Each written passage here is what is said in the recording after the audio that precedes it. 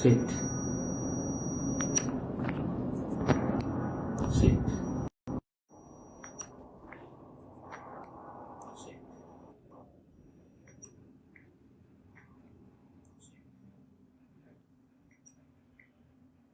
আচ্ছা, এখন তোমরা একটু বলো যে সাউন্ড প্রবলেমটা এখনো এখন ঠিক আছে কিনা?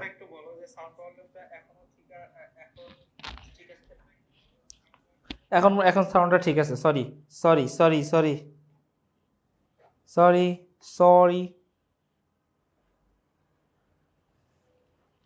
সরি, আন্তরিকভাবে দুঃখিত।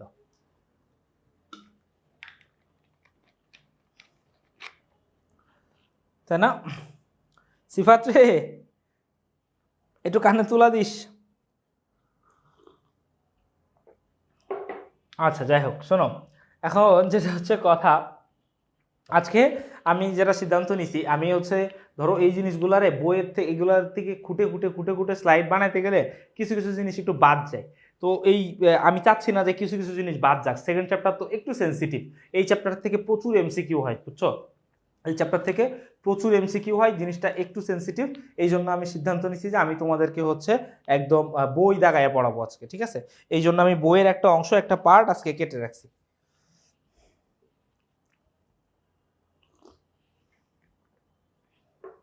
ঠিক আছে, তাহলে শুরু করি এখন, কি বলো?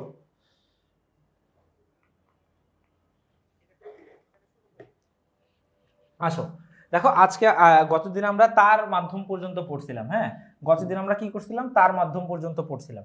তো আজকে হচ্ছে আমরা সেই জিনিসটা ইয়ে করবো আর কি, এই তার বিহীন মাধ্যমটা আজকে করবো। তার বিহীন মাধ্যম, ওয়্যারলেস মিডিয়া। কি বলছে দেখো, এই যে বর্তমান সময়ে ওয়্যারলেস মিডিয়া সবচেয়ে জনপ্রিয়, কারণ ওই কেবল দিয়ে এটা খুবই কম এখন ইউজ করা হয়, ঠিক আছে? যা হয় সব কেবল ছাড়াই। তো এখানে কি বলছে দেখো, যে মাধ্যম দ্বারা কোনো প্রকার তার বা কন্ডাক্টরের বাহ্যিক সংযোগ ছাড়াই তড়িৎ চৌম্বকীয় সংকেত, হ্যাঁ, এই যে ইলেকট্রোম্যাগনেটিক সিগন্যাল, হ্যাঁ, মানে ইলেকট্রোম্যাগনেটিক সিগন্যাল ওয়েভের মাধ্যমে, তরঙ্গের মাধ্যমে ব্যবহার করে তথ্য আদান প্রদান করা যায়, তাকে কি বলা হয়? তারবিহীন মাধ্যম বা ওয়্যারলেস কমিউনিকেশন মিডিয়া বলা হয়। হ্যাঁ, তাহলে ওয়্যারলেস কমিউনিকেশন মিডিয়া দেখো, এই জায়গায় যদি তুমি এই সংজ্ঞা না লিখে যদি তুমি শুধু এতটুকু লেখো যে যে ডেটা এরকম লিখতে পারো যে যে মাধ্যমে কোনো প্রকার তার ছাড়া বা তারবিহীন মাধ্যমে ডেটা কমিউনিকেশন করা যায় তাকে তারবিহীন মাধ্যম বলে। এতটুকু লিখলেও তোমাকে 1 মার্ক দিবে, এতটুকু লিখলেও তোমাকে 1 মার্ক দিবে। কিন্তু এখানে একটা ডিফারেন্স আছে। ডিফারেন্সটা কি জানো? ধরো তুমি এই সৃজনশীলটা হচ্ছে খাতার একদম সর্বপ্রথমে অ্যান্সার করতেছো, তখন যদি তুমি শুধু লেখো যে যে মাধ্যমে তার বিহীনভাবে বা তারের কোনো প্রকার প্রয়োগ ছাড়া ডেটা ট্রান্সফার করা যায় তাকে তার বিহীন মাধ্যম বলে, তখন তোমাকে ওইটা স্যার 1 মার্ক দিবে, কিন্তু স্যার তখন ধরে নিবে যে তুমি খুব একটা ভালো স্টুডেন্ট না, তখন তোমাকে ওই লেভেলের মূল্যায়নটা দিবে না। মূল্যায়নটা না দিয়ে তোমার খাতাটাকে নর্মালি জাস্ট জাস্ট এভারেজ মানে দেখে যাবে। তো তুমি যদি এই সংজ্ঞাটা লেখো, তখন স্যার শুরুতে বুঝবে না ক্লাসিক একটা স্টুডেন্টের আমি খাতা পাইছি, ওকে ফাইন, ওর খাতাটা একটু গুরুত্ব দিয়ে দেখতে হবে, হ্যাঁ, বা ওই লেভেলে সুপ্রিম করবে। তখন দেখা গেলো পরের জিনিসগুলো অত পড়বেও না, হাতের লেখা সুন্দর থাকলে ওকে ফাইন ফাইন, হ্যাঁ, এরকম করে যাইতে পারে। বোর্ডের ক্ষেত্রে এমন হয়, স্যারদের উপর অনেক চাপ থাকে খাতা দেখা। তো এই ফার্স্ট ইমপ্রেশন, এই যে বলে না যে আগে দর্শনধারী পরে গুণ বিচারী, তো দর্শনধারী প্রথমে যদি এমন করো, এই ধরনের ফাঁকিবাজি সংজ্ঞা তোমরা দিও দিও না এমন কথা না, দিও, কিন্তু এটা সৃজনশীল লাস্টের দিকে যায় দিও, শুরুতে দিও না। বুঝাইতে পারছি?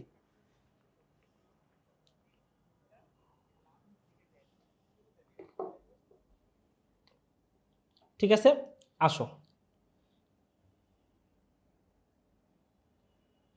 এরপরে আসো, কি বলছে দেখো এরপরে, ইলেকট্রোম্যাগনেটিক রেডিয়েশন বা তড়িৎ চৌম্বকীয় বিকিরণের মাধ্যমে এই যোগাযোগ সংগঠিত হয়, যার ফ্রিকোয়েন্সি সীমা ইলেকট্রোম্যাগনেটিক স্পেকট্রাম। ঠিক আছে, দেখো, এটা এটা নির্ধারিত হয় কি ইলেকট্রোম্যাগনেটিক স্পেকট্রাম, এইটা দ্বারা হচ্ছে ওর লিমিটটা নির্ধারণ করা হয়। ঠিক আছে, এখানে দেখো ইলেকট্রোম্যাগনেটিক স্পেকট্রামটা কি সেটা আবার একটু বলে দিছে। ইলেকট্রোম্যাগনেটিক স্পেকট্রাম হলো তড়িৎ চুম্বকীয় তরঙ্গের রেঞ্জ বা ব্যাপ্তি, যেটি জুড়ে শূন্য বা বায়ু মাধ্যমে ইলেকট্রোম্যাগনেটিক রেডিয়েশন বা তরঙ্গ শক্তিটি অবস্থান করে। মানে ঠিক যে এরিয়া জুড়ে এই ডাটা ট্রান্সফারটা করে, ঠিক আছে, সেটাই হচ্ছে এই স্পেকট্রাম। কি বলছে দেখো এখানে, দেখো এখানে ফ্রিকোয়েন্সি, ফ্রিকোয়েন্সি কি? ফ্রিকোয়েন্সি হচ্ছে প্রতি সেকেন্ডে কম্পন, হ্যাঁ, ফ্রিকোয়েন্সি কম্পাঙ্ক শব্দটা একটু দেখো তোমরা হচ্ছে এর আগে শব্দটা তো অবশ্যই ফিজিক্সে পড়ছো এই শব্দটা, ঠিক আছে, কম্পাঙ্ক। কম্পাঙ্ক। কম্পাঙ্ক কাকে বলে? 1 সেকেন্ডে যে কয়টা কম্পন সম্পন্ন করে তাকে বলা হয় হচ্ছে কম্পন। তাহলে দেখো এখানে ফ্রিকোয়েন্সি যত কম হবে তরঙ্গ দৈর্ঘ্য তত বেশি হবে। খেয়াল করো, আমি যদি জিনিসটাকে একটু একটু ড্র করে দেখাই আর কি, ঠিক আছে? তরঙ্গ দৈর্ঘ্যটা আমি একটু বুঝাই।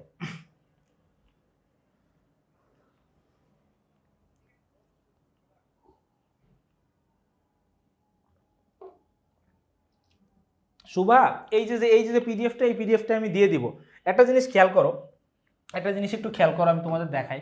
ধরো হচ্ছে এই এই একটা জিনিস, ধরো এইখানে এই, হ্যাঁ এই দেখো, খেয়াল করো, আমার তো ভালো মনে নাই, আমি তো আগে এক সময় পড়তাম তরঙ্গ দৈর্ঘ্য কাকে বলে। দেখো তরঙ্গ দৈর্ঘ্য কাকে বলে, ধরো এই যে একটা পয়েন্ট না, এই দেখো এই পয়েন্টটা কি, এই যে তরঙ্গটা এইভাবে আসছে, ঠিক এইটা ঘুরে যে যখন আবার এইভাবে, ঠিক এই যে জিনিসটা না, জিনিসটা এই জিনিসটাকে, এই এতটুকু ডিফারেন্সকে খুব সম্ভবত বলা হয় তরঙ্গ দৈর্ঘ্য।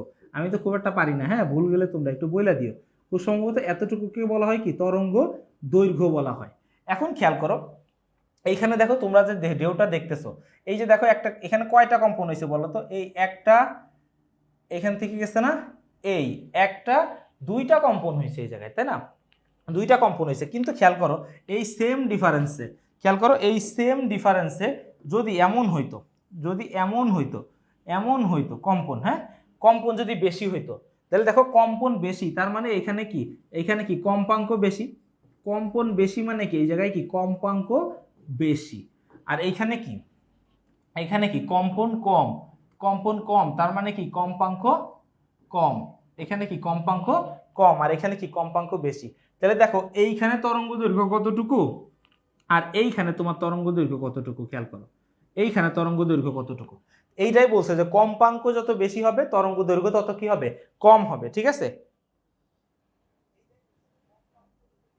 ঠিক আছে। তাহলে খেয়াল করো, এই জন্যই বলছে যে এই যে কি সরি ফ্রিকোয়েন্সি যত কম হবে তরঙ্গ দৈর্ঘ্য তত বেশি হবে, আর ফ্রিকোয়েন্সি কম্পাঙ্ক যত বেশি হবে তরঙ্গ দৈর্ঘ্য আস্তে আস্তে কমে আসবে। তো সেটাই বলছে, যেমন চিত্রে চিত্র ওমা বলছে যেমন চিত্রে রেডিও ওয়েভের ফ্রিকোয়েন্সি সবচেয়ে কম 10⁴ হয়, ঠিক আছে, এর তরঙ্গ দৈর্ঘ্য সবচেয়ে বেশি 10⁻³ কি বলছে দেখো, এই যে রেডিও ওয়েভ, তাহলে আমরা কি পাইলাম, রেডিও ওয়েভের ফ্রিকোয়েন্সি কত 10⁴ আর এর তরঙ্গ দৈর্ঘ্য কত সবচেয়ে বেশি 10⁻³। আবার গামারে, ওই যে আলফা বিটা গামা, হ্যাঁ গামারে না, এটা কি ওইটা আমি জানি না, গামারে ফ্রিকোয়েন্সি সবচেয়ে বেশি 10⁻20 হয়, এর তরঙ্গ দৈর্ঘ্য সবচেয়ে কম, এবং দেখো এর তরঙ্গ দৈর্ঘ্য মাইনাসে গেছে 10⁻−12। উল্লেখ্য এই স্পেকট্রামের ক্ষুদ্র একটা অংশ দৃশ্যমান আলো হিসেবে দেখা যায়, মানে এটার ক্ষুদ্র একটা অংশ দৃশ্যমান আলো মতো দেখা যায়। এরপরে দেখো কি বলতেছে, এখানে এই যে চিত্র আছে, এরপরে খেয়াল করো বলতেছে তারবিহীন এই মাধ্যমে ডেটা তারযুক্ত মাধ্যমের মতো কোনো একটি নির্দিষ্ট দিকে প্রবাহিত না হয়ে চারদিকে ছড়িয়ে প্রবাহিত হতে থাকে। এজন্য ওয়্যারলেস মাধ্যমকে আনগাইডেড মিডিয়া নামেও অভিহিত করা হয়। তাহলে দেখো এইখানে একটা প্রশ্নের উত্তর কিন্তু এটা, হ্যাঁ এটা এখানে একটা প্রশ্ন, কিন্তু এটা প্রশ্নটা কি, আনগাইডেড মিডিয়া কেন বলা হয়। আমি এটা একটু লিখে দিই, হ্যাঁ যে আনগাইডেড মিডিয়া কেন বলা হয়। এখানে এটা কিন্তু একটা প্রশ্নের উত্তর হয়ে গেল তাহলে, হ্যাঁ ধরো 2 মার্কের জন্য যদি একটা প্রশ্ন আসে, যে এই তরঙ্গ দৈর্ঘ্যকে কেন আনগাইডেড মিডিয়া কেন বলা হয়, যদি এটা আসে যে আনগাইডেড মিডিয়া কেন বলা হয়, যে তারবিহীন মাধ্যমকে, প্রশ্নটা বুঝো খ নাম্বারে আসলো, তারবিহীন মাধ্যমকে কেন আনগাইডেড মিডিয়া বলা হয়, সুন্দর মতো লিখবা যে তারবিহীন এই মাধ্যমে ডেটা তারযুক্ত মাধ্যমের মতো কোনো একটি নির্দিষ্ট দিকে প্রবাহিত না হয়ে চারদিকে ছড়িয়ে, মানে নির্দিষ্ট কোনো গাইডলাইনস নাই, যেদিক সেদিকে যায়, এই জন্য একে কি বলা হয়, আনগাইডেড নামেও অভিহিত করা হয়ে থাকে। ইলেকট্রোম্যাগনেটিক স্পেকট্রামে দুইটি ক্ষেত্র কমিউনিকেশনের গুরুত্বপূর্ণ অনেক বেশি পালন করে, সেটা হচ্ছে একটা হচ্ছে রেডিও ওয়েভ আর একটা হচ্ছে মাইক্রোওয়েভ। এই দুইটা জিনিস মূলত আজকে আমাদের প্রথম পড়ার উদ্দেশ্য। ঠিক আছে, হ্যাঁ সিফাতুল ফিজিক্সের পড়া, এটা ফিজিক্সের একটু ভাইব আছে।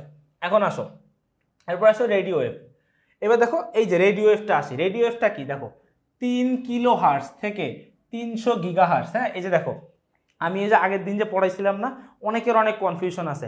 এইখানে কি আছে দেখো, 3 কিলোহার্টজ থেকে 300 গিগাহার্টজ, কিছু কিছু বই দেখবা অন্যরকম আছে, আর এক বই আর এক রকম আছে, খুবই কনফিউশনে থাকি। এবার দেখো এই কনফিউশনগুলো দূর করব কোথা থেকে? এক এক স্যারের বই এক একটা লিখছে, কনফিউশনগুলো দূর করতে যাব কোথায়? বোর্ড বইয়ে না? বোর্ড বইয়ে যাই দেখবা কি ওইখানে কিছুই দেওয়া নাই, ওইখানে বলাই নাই কত, ঠিক আছে? মানে যেখানে কনফিউশন, সে প্রতারিত হয়ে যার কাছে গেলাম, তার কাছেও প্রতারিত হইলাম, বিষয়টা এমন হয়ে গেছে, ঠিক আছে? তো এই জিনিসটা এভাবে করা যাবে না। এবার আসো, কি বলছে? 3 কিলোহার্টজ থেকে 300 গিগাহার্টজ এর মধ্যে সীমিত তড়িৎ চুম্বকীয় তরঙ্গ ইলেকট্রোম্যাগনেটিক স্পেকট্রামকে রেডিও ওয়েভ বলা হয়, ঠিক আছে? মানে দেখো এই যে ইলেকট্রোম্যাগনেটিক স্পেকট্রাম, ওটা যদি 3 কিলোহার্টজ থেকে 300 গিগাহার্টজ, ঠিক আছে? এটা কি? এটা হচ্ছে গিগাহার্টজ। এই গিগা বানান কি জি এ না আই এ? আমি তো ভুলে গেছি। যখনই কনফিউশন তখনই বাবা গুগল।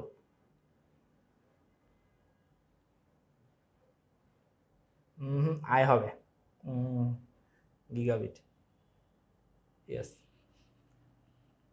ঠিক আছে, এই দেখো, এই যে এটা মানে কি, এই কইলি এটা মানে কি, এটা মানে হচ্ছে গিগাহার্টজ, গিগাহার্টজ। আর এই যে দেখো এটা কি, এটা হচ্ছে কিলোহার্টজ, গিগাহার্টজ, এটা হচ্ছে কিলোহার্টজ। Okay fine. যদিও কমিউনিকেশনের ক্ষেত্রে কার্যত রেডিও ওয়েভের ব্যবহার 10 কিলোহার্টজ থেকে 1 গিগাহার্টজ ফ্রিকোয়েন্সি আছে, 3 কিলো থেকে 300, কিন্তু এখানে লাগে কত? 10 কিলোহার্টজ থেকে 1 গিগাহার্টজ, 300 গিগাহার্টজ লাগে না। হ্যাঁ, এগুলো কিসের ক্ষেত্রে? রেডিও ওয়েভের ব্যবহার, ঠিক আছে? কমিউনিকেশনের ক্ষেত্রে ফ্রিকোয়েন্সির মধ্যে সীমাবদ্ধ থাকতে দেখা যায়। এর তরঙ্গ দৈর্ঘ্যের সীমা 30 সেন্টিমিটার থেকে 30 কিলোমিটার পর্যন্ত বিস্তৃত হতে পারে। মানে এর তরঙ্গ দৈর্ঘ্য কত হবে? 30 সেন্টিমিটার থেকে 30 কিলোমিটার। রেডিও ওয়েভ হলো এক ধরনের ওয়্যারলেস ট্রান্সমিশন মিডিয়া, যা রেডিও ফ্রিকোয়েন্সিকে সংক্ষেপে কি বলা হয়? আরএফ। আরএফ কি? Radio frequency. সিগন্যালের মাধ্যমে ডেটা ট্রান্সমিট করে থাকে। অন্যান্য সব তড়িৎ চৌম্বকীয় বিকিরণের মতো বেতার তরঙ্গ আলোর গতিতে ভ্রমণ করে, ঠিক আছে? মানে এখানে কি রেডিও ওয়েভ, তার মানে কি দেখো, এই যে রেডিও ওয়েভের যে স্পিডটা, রেডিও ওয়েভের স্পিডও আলোর গতিতে ডেটা ট্রান্সমিট করতে পারে, ঠিক আছে? আলোর গতিতে আরেকটা কিন্তু কতদিন পড়ছিলাম মনে আছে? যে আলোর গতিতে কতদিন আরেকটা কি পড়ছিলাম। এখন কি বলছে দেখো, প্রাকৃতিক উপায়ে বেতার তরঙ্গ সৃষ্টি হয় সাধারণত বজ্রপাত বা মহাজাগতিক বস্তু থেকে। কৃত্রিমভাবে তৈরিকৃত বেতার তরঙ্গ মোবাইল টেলিযোগাযোগ, বেতার যোগাযোগ, সম্প্রচার, রাডার ও অন্যান্য দিক নির্দেশনা, নেভিগেশন ব্যবস্থা, কৃত্রিম উপগ্রহের সাথে যোগাযোগ, কম্পিউটার নেটওয়ার্ক সহ অসংখ্য কাজে ব্যবহৃত হয়। তবে রেডিও ওয়েভ ব্রডকাস্টের ক্ষেত্রে বেশি ব্যবহৃত হয়। তাহলে রেডিও ওয়েভের ব্যবহার কি পাইলাম? রেডিও ওয়েভের ব্যবহার এটা, ঠিক আছে? ব্যবহার, রেডিও ওয়েভের ব্যবহার আমরা এখানে পাইলাম, ব্যবহার। ওকে, কেননা এই তরঙ্গ দৈর্ঘ্য বেশি বিধায়, কেননা এই তরঙ্গ দৈর্ঘ্য বেশি, তরঙ্গ দৈর্ঘ্য কত? 30 সেন্টিমিটার থেকে 30 কিলোমিটার পর্যন্ত হয়ে থাকে, তাই তো? এই 30 কিলোমিটার না 3 কিলোমিটার, একটু এখানে পাইলাম এখানে, এই যে 30 সেন্টিমিটার থেকে 30 কিলোমিটার পর্যন্ত হয়ে থাকে তরঙ্গ দৈর্ঘ্য। বিধায় ইলেকট্রোম্যাগনেটিক সিগন্যাল চতুর্দিকে ছড়িয়ে যায়। রেডিও ওয়েভ কমিউনিকেশনকে ওয়াইড রেঞ্জ কমিউনিকেশন বা রেডিও ওয়েভ ভিত্তিক কমিউনিকেশনও বলা হয়। তাহলে দেখো, রেডিও ওয়েভ কমিউনিকেশনের আর একটাকে কি বলা হয়? ওয়াইড রেঞ্জ কমিউনিকেশন বা রেডিও ওয়েভ ভিত্তিক কমিউনিকেশনও বলা হয়। কেন বলা হয়? এই যে সিগন্যাল চতুর্দিকে ছড়িয়ে পড়ে, চতুর্দিকে সিগন্যালটা ছড়ায় যায়, তাই এটাকে কি বলা হয়? ওয়াইড রেঞ্জ বলা হয়, ঠিক আছে? এরপরে কি বলছে দেখো, রেডিও ওয়েভ সিগন্যাল অনেক দূরের বা কাছের রেঞ্জে হতে পারে। এই সিগন্যালটা অনেক দূরেরও হতে পারে, আবার অনেক কাছেরও হতে পারে, এবং বায়ুমণ্ডলে খুব বেশি শোষিত না হওয়া এবং চারদিকে ছড়িয়ে পড়ার কারণে পাহাড় বা বিল্ডিং বা অন্যান্য বাধা ভেদ করতে পারে। তার মানে দেখো, এই জিনিসটা আন্ডারলাইন করার কারণ হচ্ছে কি, এই রেডিও কমিউনিকেশনটা কি কি বাধা ভেদ করতে পারে, ঠিক আছে? তাহলে দেখো, এর পাশে আমি একটু এখানে একটু লিখে রাখি, হ্যাঁ, এখানে একটু আমি লিখে রাখি, কি কি বাধা, কি কি বাধা অতিক্রম করতে পারে।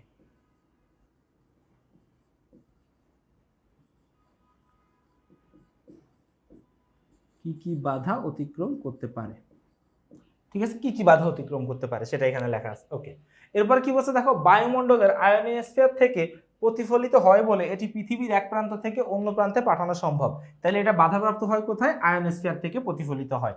এর ব্যান্ডউইথ কত? 64 কেবিপিএস। ব্যান্ডউইথটা কত? 64 কেবিপিএস। এটি আইসিটি এর একটি শক্তিশালী মাধ্যম। রেডিও ওয়েভের জন্য ট্রান্সমিটার, রিসিভার, অ্যান্টেনা এবং উপযুক্ত টার্মিনাল যন্ত্রপাতি থাকতে হয়। তাহলে এগুলো হচ্ছে কি কি প্রয়োজন, ঠিক আছে? তাহলে দেখো এই যে এখানে কি কি ট্রান্সমিটার, রিসিভার, অ্যান্টেনা এবং উপযুক্ত টার্মিনাল যন্ত্রপাতি থাকতে হয়, ঠিক আছে?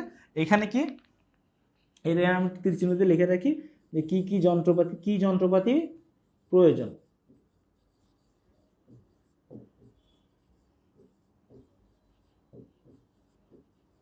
কি যন্ত্রপাতি প্রয়োজন, ঠিক আছে? এটা হচ্ছে কথা। এখন এরপরে কি বলছে দেখো, ওয়েভ পাঠানোর জন্য যে অ্যান্টেনার প্রয়োজন হয় তার দৈর্ঘ্য তরঙ্গ দৈর্ঘ্যের আনুমানিক 1/4 হতে হয়। কথাটা কি বলছে বুঝছো? বলছে ওয়েভ পাঠানোর জন্য যে অ্যান্টেনার প্রয়োজন হয় তার তরঙ্গ দৈর্ঘ্য আনুমানিক 1/4 হইতে হয়, ঠিক আছে? ওয়েভ পাঠানোর জন্য।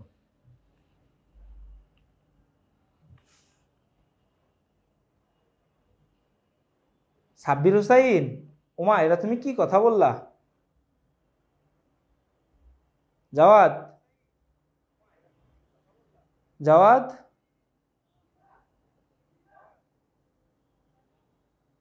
কিরে তোরা এতক্ষণ কি কথা বলছিস? আরাফাত, আরাফাত আজকে নাজিরা সুলতানা বলে ফিজিক্স। আরাফাত আমি হচ্ছে তোমাকে এটাই দিয়ে দিব, ঠিক আছে? আজকে তো এই স্লাইডটা আমি তোমাদেরকে দিয়ে দিব, ঠিক আছে? এই যে যে বইটা আমি দেখাচ্ছি পিডিএফ, এই পিডিএফটা আজকে তোমাদেরকে দিয়ে দিব। শেফা এই চ্যাপ্টার ভালো না, এই চ্যাপ্টার আমারই ভাল লাগে না, এই সেকেন্ড চ্যাপ্টার আর ফার্স্ট চ্যাপ্টার ভাল লাগে না, কিন্তু কিছু করার নাই, পড়তে হবে।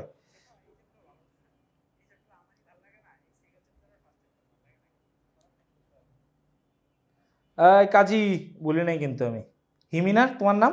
আমি কিন্তু বলি নাই। মামুন তোমাকে চিনি। হুজাইফা, এর ওমা হুজাইফা ইবনে মামুন আঙ্কেল। এই হুজাইফা আমি বলি নাই ভাই, ঠিক আছে? ওকে। এই জেরিন তোমারও বলি নাই। রিমি 3.1 যেমন সুন্দর ছিল 3.2ও সুন্দর হবে। আর 3-4টা ক্লাস, আর কয়টা ক্লাস লাগবে? আর 3-4টা ক্লাস মনে হয় একটু লাগতে পারে একটু, হ্যাঁ ক্ষমা সুন্দর দৃষ্টিতে দেখো। ওকে, এবার দেখো কি বলছে, রেডিও ওয়েভ যেভাবে পৃথিবীর উপরিভাগে ট্রান্সমিটার থেকে রিসিভার পর্যন্ত, হ্যাঁ পৃথিবীর উপরিভাগে এই শূন্য স্থানের মধ্যে পরিভ্রমণ করে এবং যেভাবে তার পরিবাহক মাধ্যমের সাথে মিথস্ক্রিয়া করে থাকে তাকে রেডিও ওয়েভ প্রোপাগেশন বলে। খেয়াল করো, আমি তোমাদেরকে একটা কথা বলি, এইটা যদি আমি লেকচার স্লাইডে নিতাম তখন তোমরা কি লেকচার স্লাইডে তো ফুল বই রাখা সম্ভব না, একটু বুঝো আমার কথাটা, হ্যাঁ? তারপরে তোমরা একটু কমেন্টে লিখো যে প্ল্যানটা ঠিক আছে কিনা। কথাটা হচ্ছে আমি যদি লেকচার স্লাইডে নিতাম তাহলে বই, লেকচার স্লাইডে তো বইয়ের হুবহু সব লাইন রাখা যায় না। তো তখন তুমি কি করতে, তুমি যখন বইটা পড়তে যাইতা দুই একটা শব্দ দেখে দেখা গেলো আকাশ থেকে পড়তাম, হ্যাঁ এই শব্দটা কোথা থেকে আসলো, কিভাবে আসলো। এই জন্যই আমি বইটা নিয়েছি আজকে, যে আজকে আমি রিডিং পড়াবো এবং শব্দগুলো তোমাদের সামনে এক্সপ্লেন করে দিব, যাতে পরে তোমাদের ডাউট বেশি না হয়, ঠিক আছে? আলটিমেটলি আমি আমারটাই দেখছি, আমি তোমারটা দেখি নাই, যাতে ডাউট সলভিং সেকশনের প্রশ্ন কম আসে, ঠিক আছে? হ্যাঁ এবার আমাকে একটু বলো যে আমার প্ল্যানটা ঠিক আছে না ভুল আছে। হ্যাঁ মনীষ স্যার আমি খুবই বলছিলাম যে স্যার আপনি হচ্ছে এই চ্যাপ্টারের উপর একটা ক্লাস নেন, আপনার তো ফেভারিট। বলে বাপ মা চাই দোয়াও চাই, তুই আমার ছেড়ে দে। এই সানজিদা, তোমার আমি চিনি মনে নাই ওই যে তুমি কাচ্চি খাওয়াইছিলে, আমার তো মনে আছে তোমার কথা। তুমি তো কাচ্চি খাওয়াইছিলে, তোমাকে বললে হবে?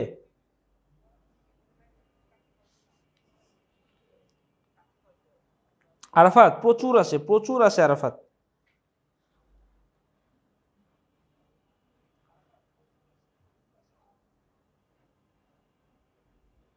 ঠিক আছে আসো, এবার আসো। এই যে দেখো এই একটা শব্দ এখন তোমাদের বুঝাইতে হবে কি, রেডিও ওয়েভ প্রোপাগেশন। হ্যাঁ এটা দেখলাম আমি স্লাইডে রাখতামই না, হ্যাঁ কিন্তু দেখলো এটা চলে আসতো। কি বলছে দেখো, রেডিও ওয়েভ যেভাবে পৃথিবীর উপরিভাগে ট্রান্সমিটার থেকে এই যে দেখো উপরিভাগ বলতে কি বুঝাইছে, যে ট্রান্সমিটার থেকে রিসিভার মনে আছে? যে এই দেখো ওই যে তোমাদের ইয়াটা মনে আছে তো, ওই যে যে ইয়াটা চার্টটা সবার ফার্স্টে কি ছিল, সোর্স, ওই ডেটা কমিউনিকেশন মডেলটা মনে আছে? সোর্স, সোর্স থেকে কি, সোর্স থেকে হচ্ছে ট্রান্সমিটার আর সেন্ডার একই জিনিস, হ্যাঁ? সোর্স থেকে কিসে যাইতো, ট্রান্সমিটার, তাই না? সোর্স থেকে ট্রান্সমিটার থেকে কোথায় যাইতো, ট্রান্সমিটার থেকে যাইতো হচ্ছে মিডিয়াতে, তাই না, মাধ্যমে। মাধ্যম থেকে কোথায় যাইতো, রিসিভার। মাধ্যম থেকে কোথায় যাইতো, রিসিভারে যাইতো। আর রিসিভারের থেকে কোথায় যাইতো, ডেস্টিনেশন, তাই না?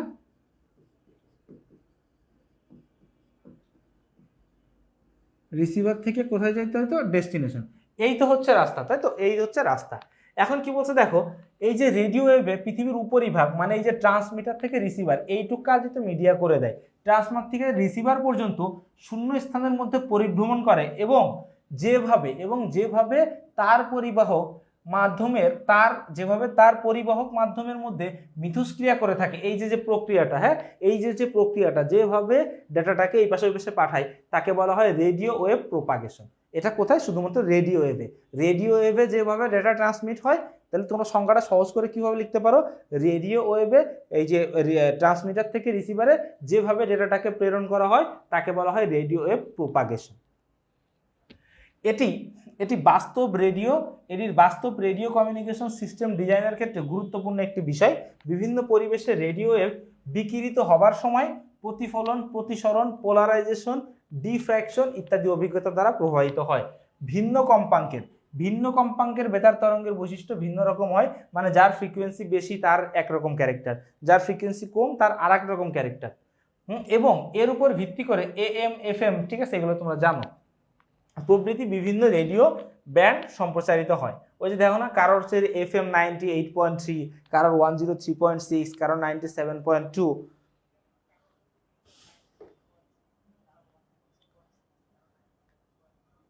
আরে এটা খুব শিগগিরই শেষ হয়ে যাবে, হুট করে একদিন শেষ করে দিব না, হুট করে একদিন বলবো কে শেষ আর পড়াবো না, পড়ে নিও, শেষ। রেডিও ওয়েভের সুবিধা কি কি দেখো, রেডিও তরঙ্গ বিল্ডিং, পাহাড় পর্বত, যানবাহন সহ যে কোনো বাধা অতিক্রম করতে সক্ষম, তাই এক্ষেত্রে লাইন অফ সাইট কোনো সমস্যা হয়ে দাঁড়ায় না। এক্ষেত্রে কি লাইন অফ সাইট কোনো সমস্যা হয়ে দাঁড়ায় না।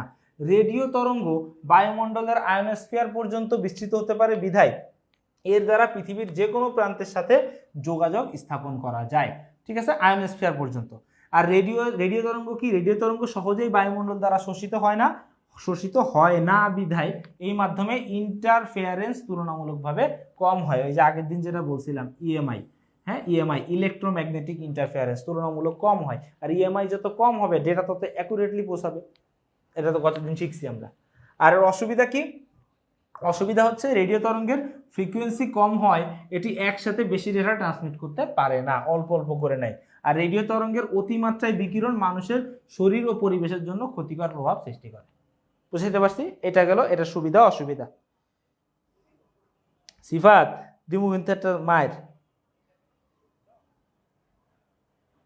ভাইয়া, এই অধ্যায় থেকে একটা সিকিউ তো মাস্ট থাকে, কোনো বোর্ডে তোমাদের লাখ খারাপ থাকলে আরো একটা সিকিউ অ্যাড হইতে পারে, হ্যাঁ। আর অ্যাটলিস্ট 4 থেকে 6টা এমসিকিউ থাকে। এবার এর গুরুত্ব তোমরা বুঝে নিও, হ্যাঁ। অ্যাটলিস্ট বোর্ড পরীক্ষায় 4 থেকে 6টা এমসিকিউ থাকে, আর একটা সিকিউ তো মাস্ট থাকে, কোনো সময় 2টাও আসে।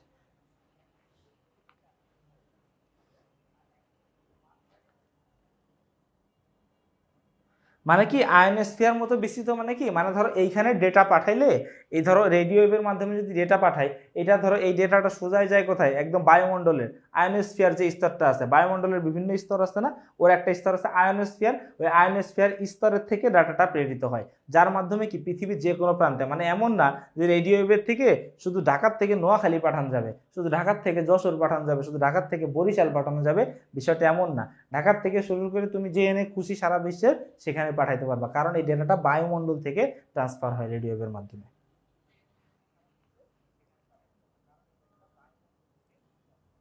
তাইলে বুঝো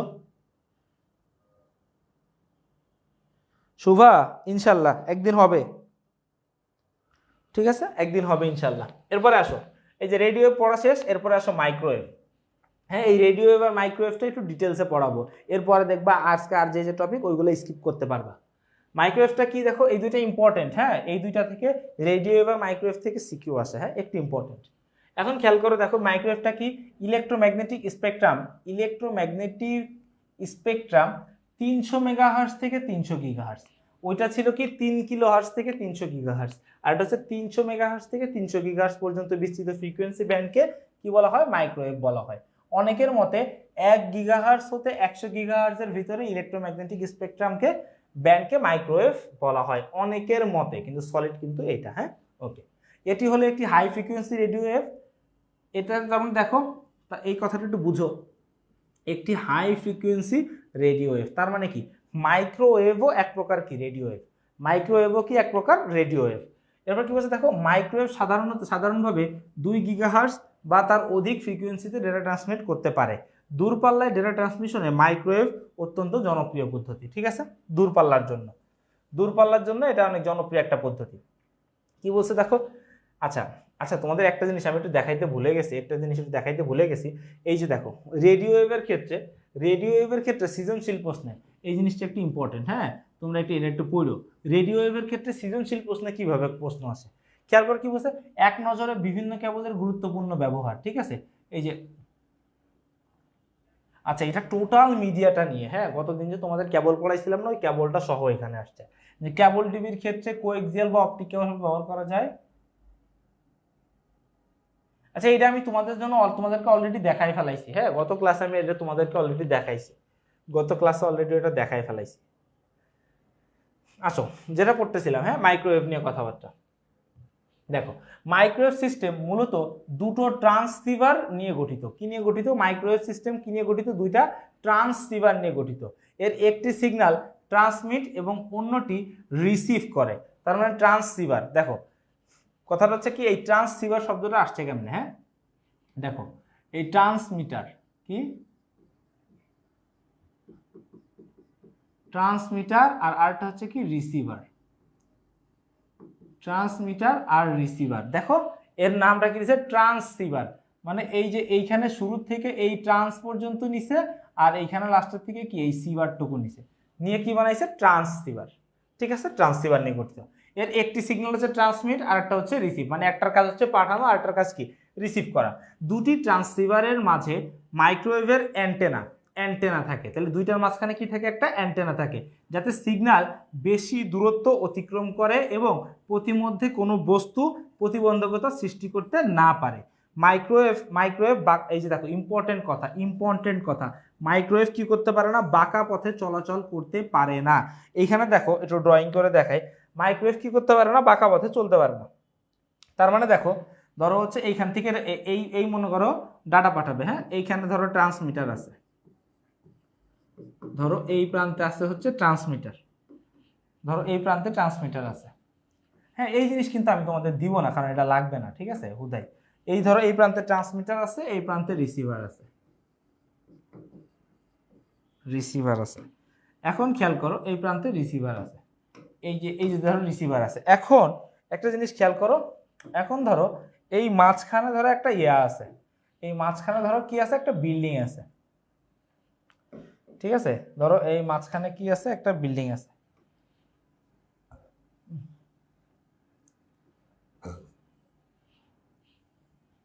এটা ধরো কি একটা বিল্ডিং, এইটা ধরো কি একটা বিল্ডিং। এই বিল্ডিং বানান কি? BUILDING, building. হ্যাঁ, এখন খেয়াল করো, ধরো এইখান থেকে ডাটাটা যে পাঠাবে, ডাটাটা কি এইভাবে ঘুরে যাইতে হবে না? তো এই জিনিসটা, এই রাস্তা কি ও পারে না। খেয়াল করো, এই রাস্তাটা কি ও ফলো করতে পারে না। তাহলে ওর জন্য কি করতে হয়? ওর জন্য হচ্ছে এই উঁচুতল ভবনের উপরে এইখানে একটা টাওয়ার বসাইতে হয়। খুবই বাজে ড্রয়িং সানি। এখানে কি এর উপরে একটা টাওয়ার বসাইতে হয়, এটা কি একটা টাওয়ার। এই ধরো উপরে এখানে কি করতে হয়? একটা টাওয়ার বসাইতে হয়। আবার লেখাটা কই লিখলাম? Focus bro, focus. দেখো, এই জিনিসটা কি? এই জিনিসটা হচ্ছে ধরো একটা টাওয়ার, এটা হচ্ছে একটা টাওয়ার। তাইলে এইখানে দেখো ডাটাটা কিভাবে ট্রান্সমিট হয়? এই যে কই গেল, দেখো এখানে ডাটাটা কিভাবে ট্রান্সমিট হয়? এই যে এইখান থেকে ডেটাটা নিয়ে এই যে সোজা আসে কোথায়? এই টাওয়ারে আসে। সোজা কোথায় আসে? এই টাওয়ারে আসে। টাওয়ার থেকে আবার কি হয়? টাওয়ার থেকে তারপরে ডেটাটা কি করে? এইখানে এই তীর চিহ্ন দিয়ে রিসিভারের কাছে আসে। তার মানে কি দেখো, এ হচ্ছে বাঁকা পথে চলতে পারে না, অলওয়েজ সোজা পথে চলে। এই জন্য এর মাঝখানে কি লাগে? একটা অ্যান্টেনা লাগে। এই যে দেখো, এই দুইটা মিলেই তো হচ্ছে সেই জিনিসটা, তাই না? এই যে ট্রান্সসিভার, এই দুইটা মিলেই তো ট্রান্সসিভার, আর মাঝখানে এটা হচ্ছে কি? সেই অ্যান্টেনা। ঠিক আছে, এইটাই হচ্ছে মাইক্রোওয়েভের ডেটা পাঠানোর পদ্ধতিটা। এটাই বলছেন। অ্যান্টেনা থাকে যাতে সিগন্যাল বেশি দূরত্ব অতিক্রম করে এবং প্রতিমধ্যে কোনো বস্তু প্রতিবন্ধকতা সৃষ্টি না করতে পারে। মাইক্রোওয়েভ বাঁকা পথে চলাচল করতে পারে না এবং এবং প্রেরক প্রেরক ও প্রাপকের মধ্যে কোনো বাধা থাকলে ডেটা স্থানান্তর সম্ভব হয় না। মানে মাঝখানে বিল্ডিং চলে আসলে যদি তুমি উপরে একটা টাওয়ার না বসাও তাহলে কিন্তু চলতে পারবে না। এখন কি বলছে দেখো, এটা নিয়ে একটা গল্প আছে। হ্যাঁ, এটা নিয়ে এই যে একটা গল্প আছে, এই গল্পটা একটু তোমরা পড়ো। হ্যাঁ, নিজে পড়ো, নিজে পড়ো, এই জিনিসটা একটু নিজে পড়ো। হ্যাঁ, নিজে তোমার জানার জন্য তুমি একটু পড়ো, ঠিক আছে? ওকে, এবার আসো দেখো কি বলতেছে। আয় বেটা, কি বলছে, মাইক্রোওয়েভ যোগাযোগ দু ধরনের হতে পারে, একটা হচ্ছে কি টেরিস্ট্রিয়াল মাইক্রোওয়েভ, আরটা হচ্ছে স্যাটেলাইট মাইক্রোওয়েভ। এই হচ্ছে দুইটা মাইক্রোওয়েভ,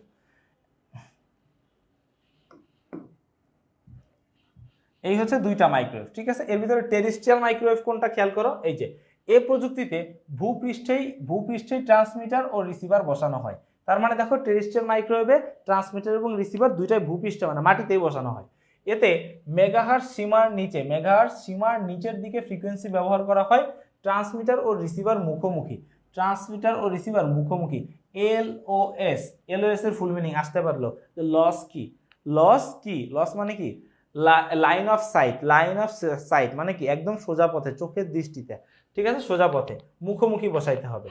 যোগাযোগ করে থাকে এবং সিগন্যাল বাধা অতিক্রম করতে পারে না এবং বক্র পথে যেতে পারে না।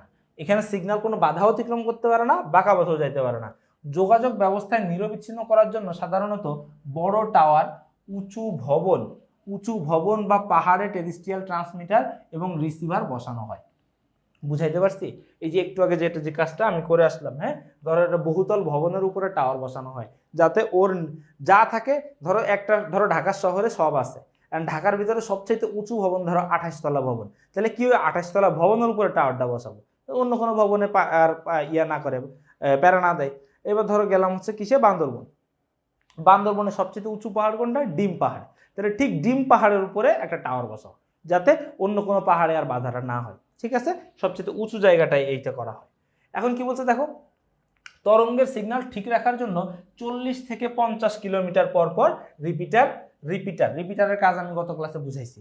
হ্যাঁ, যে হচ্ছে এই যে সীমানা এরিয়া, হ্যাঁ, যাতে স্পিড যাতে না কমে যায় তাই বেশি বাড়ানো হয়। আর এই স্পিড যে কমে যায়, নেটওয়ার্ক যে দুর্বল হয়ে যায়, এটাকে কি বলে, অ্যাটিনিউয়েশন। এটা কিন্তু গত ক্লাসে পড়াইছি আমি, হ্যাঁ, যে অ্যাটিনিউয়েশন বলে,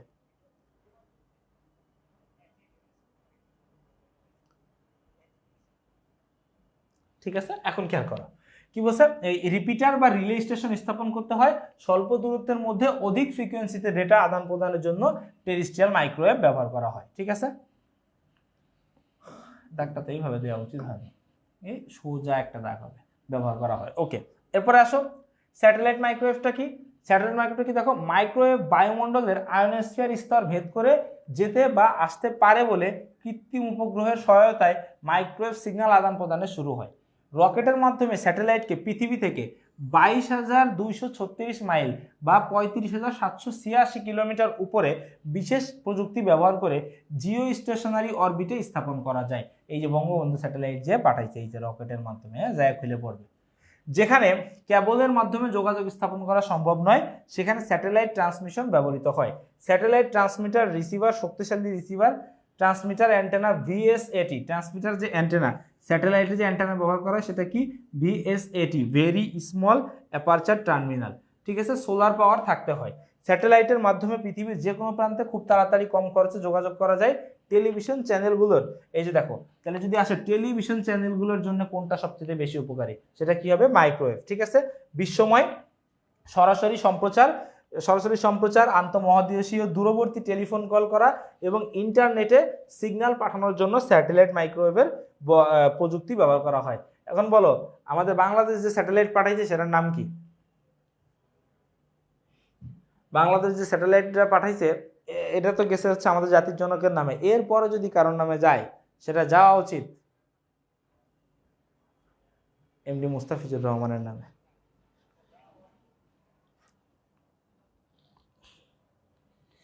ঠিক আছে,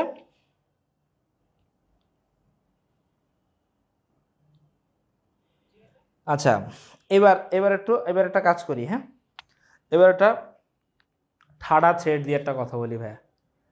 হ্যাঁ, কমেন্ট বক্সে দুষ্টামি করবা, মজা করবা, মজবাস্তি করবা, অবশ্যই সেটা লিমিটের ভিতরে। ভাই আমি আর সাকিব আমাদের তো বেশি পুংটা তো তোমরা এখন হয়ে পারো নাই। আগে কলেজ যাও, কলেজ ভার্সিটিটা পার করো, তারপরে বললো স্যার আপনাদের তো পুংনামি বেশি করছি। জীবনে যতটি পুংনামি করছি ওই কয় প্লেট ভাতও খাওয়ানো। ঠিক আছে, তো পুংনামি একটু কম করে রাখো কমেন্ট বক্সে। যখন পড়াবো, যখন সবাই পড়বে, যখন একটু ক্রিটিক্যাল জিনিস বুঝাবো, একটু সেদিকে একটু মনোযোগ দিবা, তখন একটু অবজাবা, কনসেন্ট্রেশন ব্রেক হয়। বুঝাইতে পারছি? এই সব সময় এই পুংনামি ভালো লাগে না, মাঝে মাঝে একটু পুংনামি থামাইতে হয়।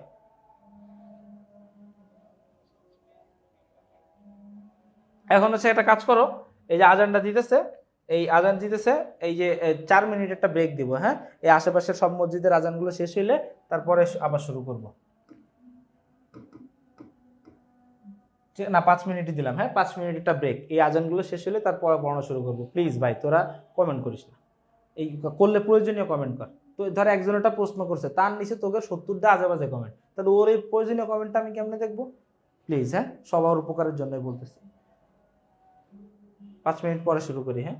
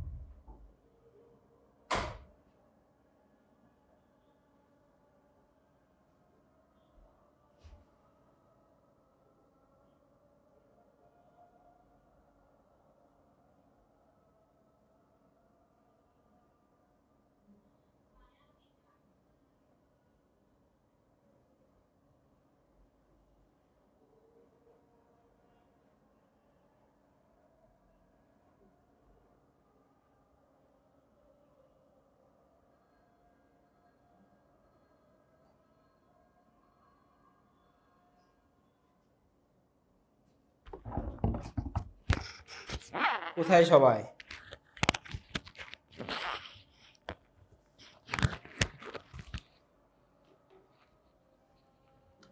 সবাই চলে এসেছো? দেখে গেলাম 1 লাখ মানুষ, এখন এসে দেখি যে নাই। কি রে, 13 কোটি মানুষ রেখে গেছি ক্লাসে।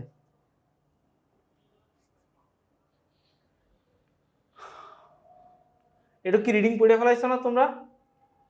এবার দেখো কই গেল, এই যে অধিক দূরত্বে, ও ঠিকই তো ছিল, আমি আবার নামাইলাম কেন? এই যে দেখো, অধিক দূরত্বে অনেক বেশি পরিমাণ ডেটাকে পরিবহনের জন্য স্যাটেলাইট মাইক্রোওয়েভ অপরিহার্য। স্যাটেলাইট মাইক্রোওয়েভ কমিউনিকেশনের জন্য ভূমিতে আকাশমুখী করে ডিশ অ্যান্টেনার মতো একটি অ্যান্টেনা স্থাপন করা হয়, এটিকে ভিসক্যাট বলা হয়। তাহলে ভিসক্যাট কাকে বলে? হ্যাঁ, ভিসক্যাট কাকে বলে? এই যে মাইক্রোওয়েভ কমিউনিকেশনের জন্য ভূমিতে আকাশমুখী করে ডিশ অ্যান্টেনার মতো একটি অ্যান্টেনা স্থাপন করা হয়, এটিকে ভিসক্যাট বলা হয়। ঠিক আছে, ওকে।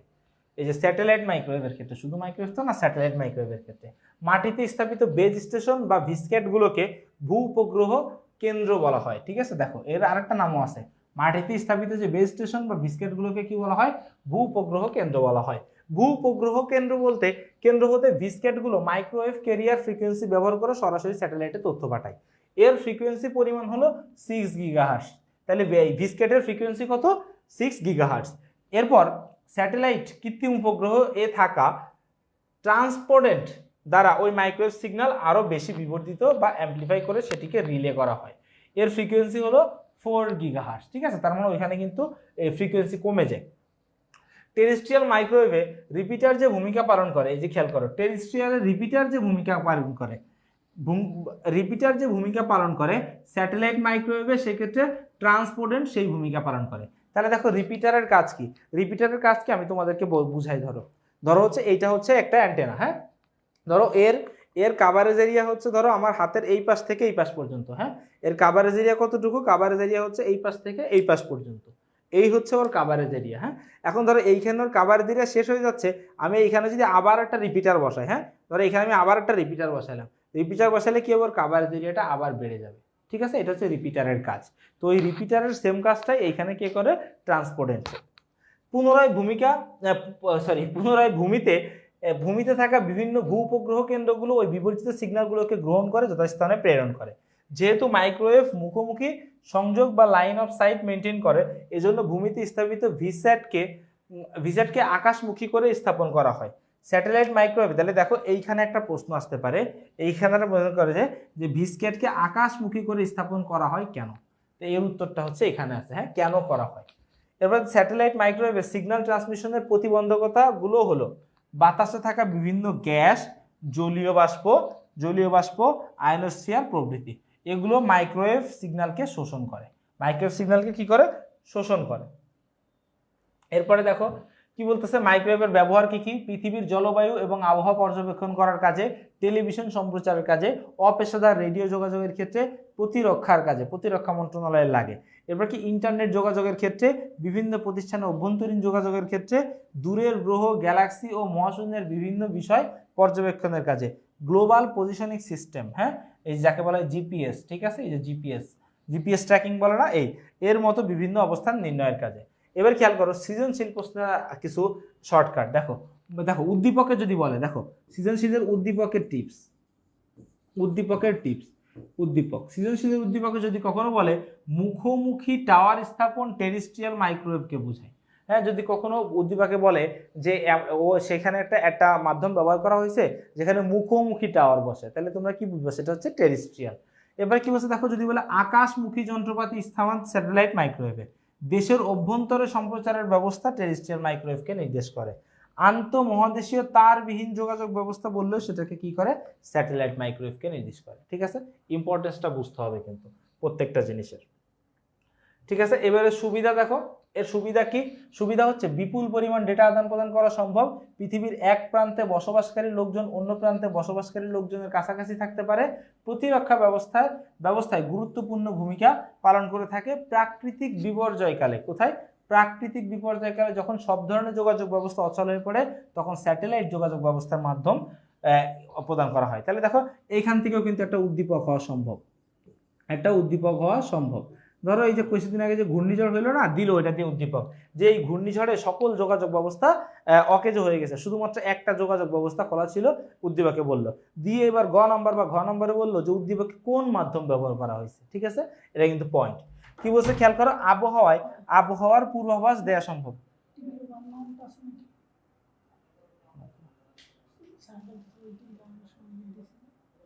আমার হাতে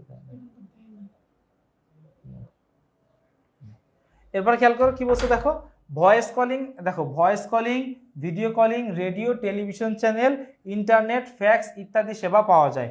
কি বলছে দেখো, একটি মূল্য সাশ্রয়ী ব্যবস্থা। এটি কি একটা মূল্য সাশ্রয়ী ব্যবস্থা? এর মাধ্যমে স্বল্প মূল্যে বিশ্বের বিভিন্ন স্থানে লং ডিস্টেন্স কল করা যায়। ঠিক আছে, তার মানে কি হয়েছে, ইমো, স্বামী বিদেশ। ঠিক আছে, চ্যালেঞ্জের রেজাল্ট কবে দিবে তো আমি জানি না। ক্লাস শেষ 9টায়, আসারে কিচ্ছু করার নাই।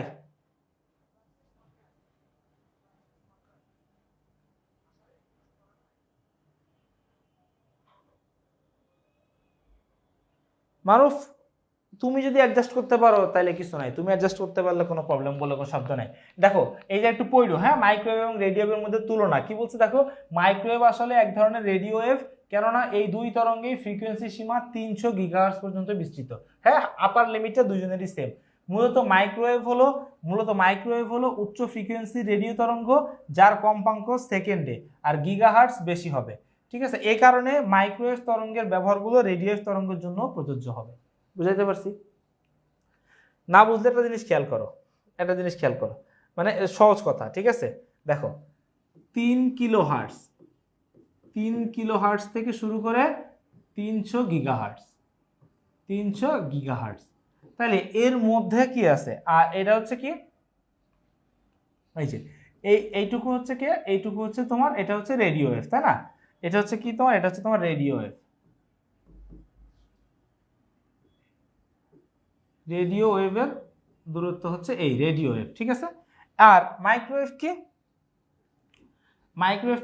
মাইক্রোওয়েভ হচ্ছে তোমার 300 মেগাহার্টজ থেকে 300 গিগাহার্টজ। তাহলে দেখো এই যে ডেটা ট্রান্সমিশনটা, হ্যাঁ, এটা হচ্ছে কি, এটা হচ্ছে তোমার মাইক্রোওয়েভ।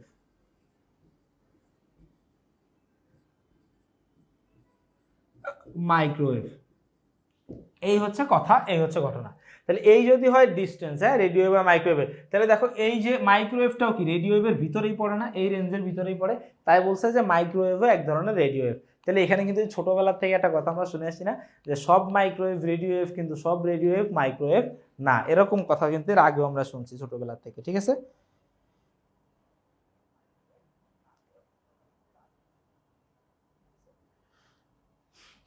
ওকে, আসো। ওমা, তুই এত ছোট হয়ে গেলি কেন? হ্যাঁ, এরপর আসো, এই কই গেলি, এরপর আসো। আচ্ছা, এরপরে দেখো কি স্যাটেলাইট কমিউনিকেশন সিস্টেমের অসুবিধা। এর অসুবিধা কি কি দেখো, স্যাটেলাইট পৃথিবী থেকে অনেক উঁচুতে হয়, সেখানে সিগন্যাল পাঠাতে অনেক বড় অ্যান্টেনার প্রয়োজন হয়। স্যাটেলাইট প্রযুক্তির বাস্তবায়ন ও তদারকির বিষয়টি ব্যয়বহুল। কথাটা কি, ব্যয়বহুল। অসুবিধা মানে ব্যয়বহুল। আর স্যাটেলাইট কমিউনিকেশনের ক্ষেত্রে সিগন্যাল ডিলে একটি অসুবিধা হয়। তার মানে কি, এখানে সিগন্যাল ডিলে হয়, তাহলে একটা কথা আসতে পারে যে সিগন্যাল ডিলে হয় কোন এসে, তখন তোমার কিন্তু এটা বলতে হবে যে স্যাটেলাইট কমিউনিকেশনে। তারপরে দেখো এই যে ভ্রমণরত অবস্থায় খারাপ আবহাওয়া কিংবা সানস্পটের কারণে বিভিন্ন সেবা বাধাগ্রস্ত হতে পারে। ঠিক আছে, কিসের? খারাপ আবহাওয়া বা সানস্পটের ক্ষেত্রে। আর কি বলছে, ডেটার অনাকাঙ্ক্ষিত হস্তক্ষেপ প্রতিরোধ বিশেষ ব্যবস্থা গ্রহণ করতে হয়। এরপরে কি বলছে দেখো, স্যাটেলাইট মাইক্রোওয়েভের সাথে টেরেস্ট্রিয়াল মাইক্রোওয়েভের পার্থক্য। স্যাটেলাইট মাইক্রোওয়েভের সাথে টেরেস্ট্রিয়াল মাইক্রোওয়েভের পার্থক্য। স্যাটেলাইট মাইক্রোওয়েভটা কি বলছে, স্যাটেলাইট মাইক্রোওয়েভ পদ্ধতিতে উপগ্রহের সাহায্যে পৃথিবী থেকে প্রায় 22,230 মাইল উপরে জিও স্টেশনারি অরবিটে ট্রান্সমিটার ও রিসিভার স্থাপন করা যায়। আর টেরেস্ট্রিয়ালের ক্ষেত্রে কি, ভূপৃষ্ঠে ট্রান্সমিটার বসানো হয়। ঠিক আছে, ওর এত উপরে একসঙ্গে একাধিক দেশে কাভারেজ প্রদান করা যায়। আর এই পদ্ধতিতে শুধুমাত্র একটি দেশেই কভারেজ প্রদান করা সম্ভব। এই পদ্ধতিতে ট্রান্সমিটার ও রিসিভারের মধ্যে বাধা তৈরি হওয়া সম্ভব নয় বলে সিগন্যাল বাধাপ্রাপ্ত হয় না। আর এই ট্রান্সমিটার ও রিসিভারের মধ্যে কোনো বাধা তৈরি হলে সিগন্যাল বাধাপ্রাপ্ত হয়। বুঝাইতে পারছি? এই হচ্ছে পার্থক্য। এই জিনিসটা দেখো, এই জিনিসটাও আর একটা ইম্পর্টেন্ট টপিক। স্যাটেলাইট, এই ছোট টপিক কিন্তু প্রশ্ন আসে। স্যাটেলাইট শব্দের অর্থ হলো উপগ্রহ। চাঁদ হলো পৃথিবীর একমাত্র প্রাকৃতিক উপগ্রহ, আর মানুষ তৈরি করেছে কৃত্রিম উপগ্রহ যেগুলো চাঁদের মতোই পৃথিবীকে প্রদক্ষিণ করে। এই যে চাঁদ যেমন পৃথিবীর চারপাশে ঘুরে, পৃথিবী এই স্যাটেলাইটগুলো পৃথিবীর চারপাশে ঘুরে, একটা উপগ্রহ। কি বলছে দেখো, স্যাটেলাইট, দেখো স্যাটেলাইট বা কৃত্রিম উপগ্রহ হলো মহাকাশে উৎক্ষেপিত বৈজ্ঞানিক প্রক্রিয়ায় উদ্ভাবিত কৃত্রিম উপগ্রহ। পৃথিবীর চারদিকে প্রদক্ষিণ করানোর জন্য আধুনিক স্যাটেলাইট বা কৃত্রিম ভূপগ্রহগুলোকে বায়ুমণ্ডলের বাইরে একটি নির্দিষ্ট কক্ষপথে বিশেষ ধরনের তারবিহীন রিসিভার বা ট্রান্সমিটার সংযুক্ত করে স্থাপন করা হয়ে থাকে।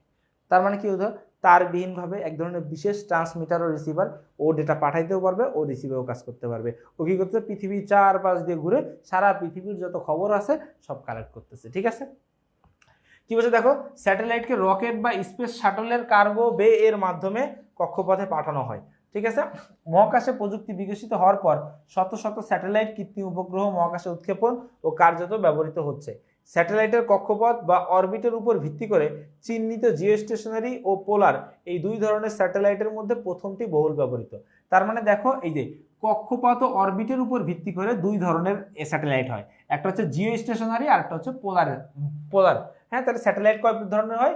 দুই ধরনের, geostationary satellite, polar satellite. এই দুই ধরনের স্যাটেলাইটের মধ্যে প্রথমটি বহুল ব্যবহৃত হয়। তার মানে খেয়াল করো এখানে কি বুঝাইছে, এটা হচ্ছে কি স্যাটেলাইটের,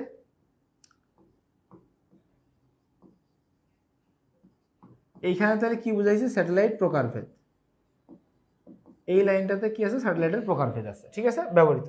এখন কি বলছে, জিও স্টেশনারি স্যাটেলাইটগুলো তাদের সেবার সুবিধার্থে পৃথিবী পৃষ্ঠ থেকে 35,786 কিলোমিটার বা 22,236 মাইল ঊর্ধ্বে পৃথিবীর ঘূর্ণনের সাথে মিল রেখে হুবহু একই গতিতে পৃথিবীতে প্রদক্ষিণ করে। ফলে এটি পৃথিবীকে একবার প্রদক্ষিণ করে আসতে সময় নেয় 24 ঘন্টা। এদেরকে পৃথিবী থেকে আকাশে, তার মানে দেখো একদম ঠিক চাঁদ যেভাবে ঘুরে আসে এটাও সেভাবে ঘুরে আসে। টাইম নেয় কতক্ষণ? 24 ঘন্টা, একদিন এক রাতের সমান। ঠিক আছে, ওকে। দেখো কি বলছে, এক জায়গায় স্থির হয়ে আছে। ঠিক আছে, এবং এদেরকে পৃথিবী থেকে আকাশের এক জায়গায় স্থির হয়ে আছে বলে মনে হয়। টেলিকমিউনিকেশন ব্যবহার করার জন্য এটিই প্রথম আবশ্যকীয় শর্ত। পৃথিবীতে প্রাপ্ত কয়েক ধরনের স্যাটেলাইটের মধ্যে রয়েছে weather satellite, communication satellite, navigation satellite, ব্যর্থ অবজারভেশনের স্যাটেলাইট, মিলিটারি স্যাটেলাইট প্রভৃতি। ঠিক আছে, এই হচ্ছে কাজটা। এটা সাধারণ গঠন, এটা একটু পড়ে নিও তোমরা। হ্যাঁ, আর দেখো এই যে বঙ্গবন্ধু স্যাটেলাইট, হ্যাঁ এটা ইম্পর্টেন্ট, এখান থেকে এমসিকিউ হবে। এমসিকিউ এর জন্য শুধু এমসিকিউ। 2018 সালের 12ই মে বাংলাদেশের নিজস্ব স্যাটেলাইট পাঠানো হয়। এটার নাম হচ্ছে বঙ্গবন্ধু স্যাটেলাইট 1 BS-1। যুক্তরাষ্ট্রের কেনেডি স্পেস সেন্টার থেকে। কোথা থেকে পাঠানো হয়? যুক্তরাষ্ট্রের কেনেডি স্পেস সেন্টার থেকে। স্পেস এক্স এর সর্বাধুনিক রকেট ফ্যালকন 9, কি ফ্যালকন 9 এর মাধ্যমে সফলভাবে উৎক্ষেপণ করা হয়। এটি একটি জিও স্টেশনারি স্যাটেলাইট, তার মানে কিন্তু ভালো স্যাটেলাইট। দুইটা, জিও স্টেশনারি আর পোলার। ভালোকে জিও স্টেশনারি, তার মানে আমরা ভালো স্যাটেলাইট পাঠাইছি। বাংলাদেশের নিজস্ব এই BS-1, হ্যাঁ BS মানে কি, বি তে বঙ্গবন্ধু, এস তে স্যাটেলাইট, এই যে বি আর এটা হচ্ছে এস, হ্যাঁ 1, BS-1 স্যাটেলাইটটির নকশা, ডিজাইন ও নির্মাণের কাজটি করেছে ফ্রান্সের থ্যালিস অ্যালেনিয়া স্পেস কোম্পানি। ঠিক আছে, রাশিয়ার উপগ্রহ কোম্পানি ইন্টারস্পুটনিকের কাছ থেকে কেনা 119.1 পূর্ব দ্রাঘিমার জিও স্টেশনারি অরবিট স্লটে কক্ষপথে প্রায় 36,000 কিলোমিটার উচ্চতায় অবস্থান করে। কত কিলোমিটার? 36,000। এমসিকিউ গুলো মাথায় রাখো। এটি প্রতি 24 ঘন্টায় একবার পৃথিবী পরিক্রমণ করছে। BS-1 উপগ্রহটির লঞ্চ মাস, ভর হলো 3500 কেজি। এটার ওজন কত? ওই যে উপগ্রহে ওর ভর হচ্ছে 3500 কেজি। এবং এটি একই সাথে 4000 স্পেস বাস ও 6 কিলোওয়াট ক্ষমতা সম্পন্ন। এতে 26টি KU ব্যান্ড এবং 14টি সি ব্যান্ডের ট্রান্সপন্ডারের কাজ করে, রিপিটারের মতো যে কাজ করে, হ্যাঁ সংযোজিত রয়েছে। অর্থাৎ এতে সংযোজিত মোট 40টি ট্রান্সপন্ডার। দেখো এই যে 26 আর 14, 40টি, মোট 40টি ট্রান্সপন্ডারের মোট ফ্রিকোয়েন্সি ক্ষমতা হলো 1600 মেগাহার্টজ। 26টি বঙ্গবন্ধু স্যাটেলাইট 1-এর সফল উৎক্ষেপণের ফলে বাংলাদেশ এখন 57তম স্যাটেলাইট উৎক্ষেপণকারী দেশ হিসেবে পৃথিবীতে স্বীকৃতি পেয়েছে। ঠিক আছে, এই যে ভাইয়া এইগুলো একটু কমন, হ্যাঁ এগুলো একটু এই জিনিসগুলো একটু নিজে পড়ো, হ্যাঁ এই জিনিসগুলো একটু নিজে পড়ো, এই জিনিসগুলো সহজ, এই জিনিসগুলা ভিতরে এরকম বোঝানোর কিছু নাই, এই জিনিসগুলো একটু নিজে পড়ো প্লিজ, হ্যাঁ নিজে পড়ো। এই যে দেখো এইখানে একটা কোশ্চেন আছে কি, স্যাটেলাইটের চেয়ে অপটিক্যাল ফাইবার মাধ্যমে আলোর গতি কম হলেও ডেটা পাঠাতে অপটিক্যাল ফাইবারই দ্রুততর। ঠিক আছে, এটার ব্যাখ্যাটা একটু পড়বা, হ্যাঁ এই যে ব্যাখ্যাটা পড়বা,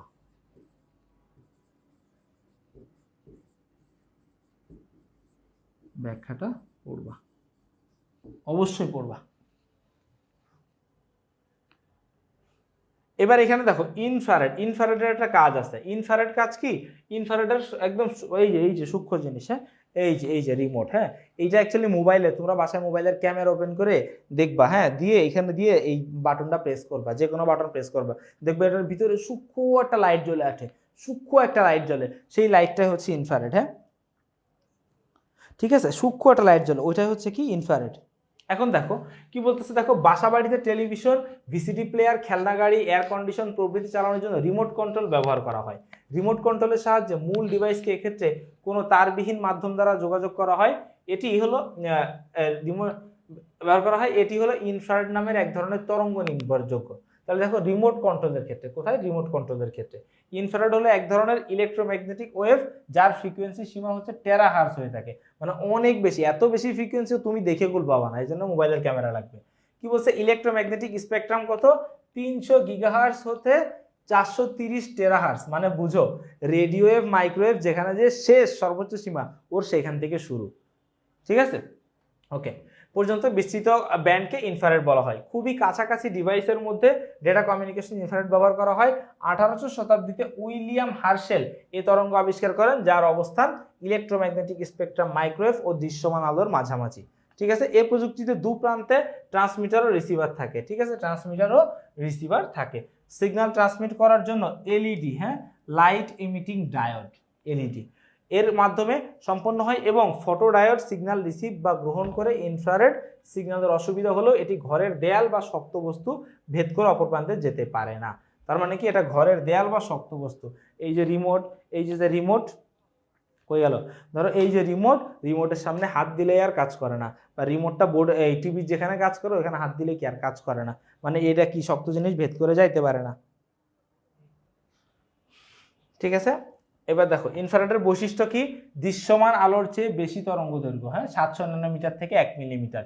এরপরে দেখো ফ্রিকোয়েন্সি লেভেল 300 গিগাহার্জ থেকে 430 টেরাহার্জ, ডেটা চলাচলের গতি তার মাধ্যমের তুলনায় কম।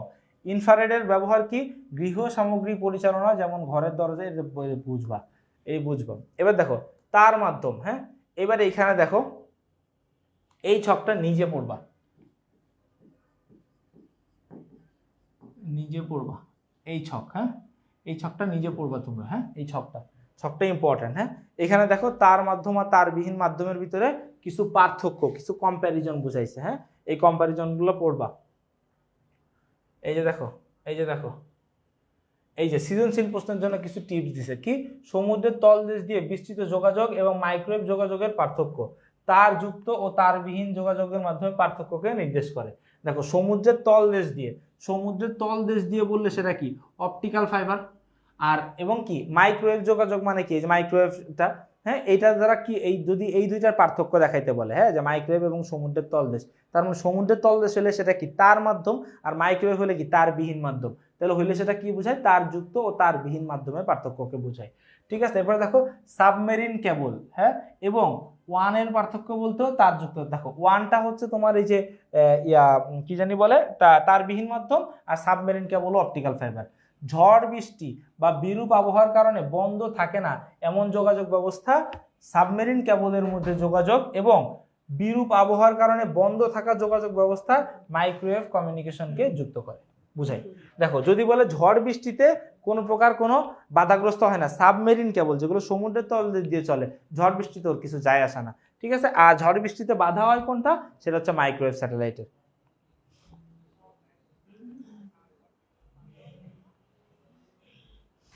আর এটা বিজিএসসি, এর ভিতরে ভূগোল আছে, এর ভিতরে বিজ্ঞান বইয়ের পড়ালেখা আছে, এর ভিতরে আইসিটি বইয়ের পড়ালেখা আছে, এর ভিতরে আবার কিছু বাংলা পড়া আছে, এর ভিতরে সব আছে। শোন, আইসিটি হচ্ছে এমন একটা সাবজেক্ট যে সাবজেক্টের ভিতরে তোদের ফিজিক্স পড়াবো, ম্যাথ পড়াবো, কেমিস্ট্রি পড়াবো, চতুর্থ অধ্যায় গেলে কেমিস্ট্রি পড়াবো, আর বায়োলজিতে প্রথম অধ্যায় যদি একটা ক্লাস নিবো, এক ক্লাসে দেখবি বায়োলজি পড়াই দিছি। ICT is all in one. English তো বলি আর বাংলা ভাষায় তো পড়াচ্ছি, তাহলে বল বাকি 6 সাবজেক্টের গুরুত্ব এক আইসিটিতে? না, আরবি নাই, ওদের তো সিলেবাস আরবি নাই, থাকলে পড়াই যেতাম। লাবিবা, মনে রাখার টিপস একটাই, পড়তে হবে পড়তে হবে পড়তে হবে, টেকনিক্যালি পড়তে হবে। টেকনিক্যালি পড়লে তোমার এটা মনে থাকবে। আচ্ছা, এই ছকগুলো এতক্ষণ ধরে যা পড়াইছি সেই জিনিসগুলাই, হ্যাঁ সেই জিনিসগুলাই, বিভিন্ন ওয়্যারলেস মাধ্যমের মধ্যে তুলনা, হ্যাঁ এই যে যেগুলো পড়লাম, রেডিও, মাইক্রোওয়েভ, ইনফ্রারেড, এদের মধ্যে তুলনা, ঠিক আছে? এই জিনিসগুলোই হচ্ছে কথাবার্তা। এখন এই যে একটা টপিক ওয়্যারলেস কমিউনিকেশন সিস্টেম, এতক্ষণ হচ্ছে আমরা আজকের টপিকে আসলাম, ঠিক আছে? এতক্ষণ হচ্ছে আমরা আজকের টপিকে আসলাম, ঠিক আছে? তার মানে এতক্ষণ যা চলছে এগুলো সবই হচ্ছে ওয়ার্ম আপ, ঠিক আছে? তার মানে তোমরা বুঝতেছো ক্লাসটা হচ্ছে আর আধা ঘন্টা মতো যাবে এরকম আর কি, আশা করতেছি।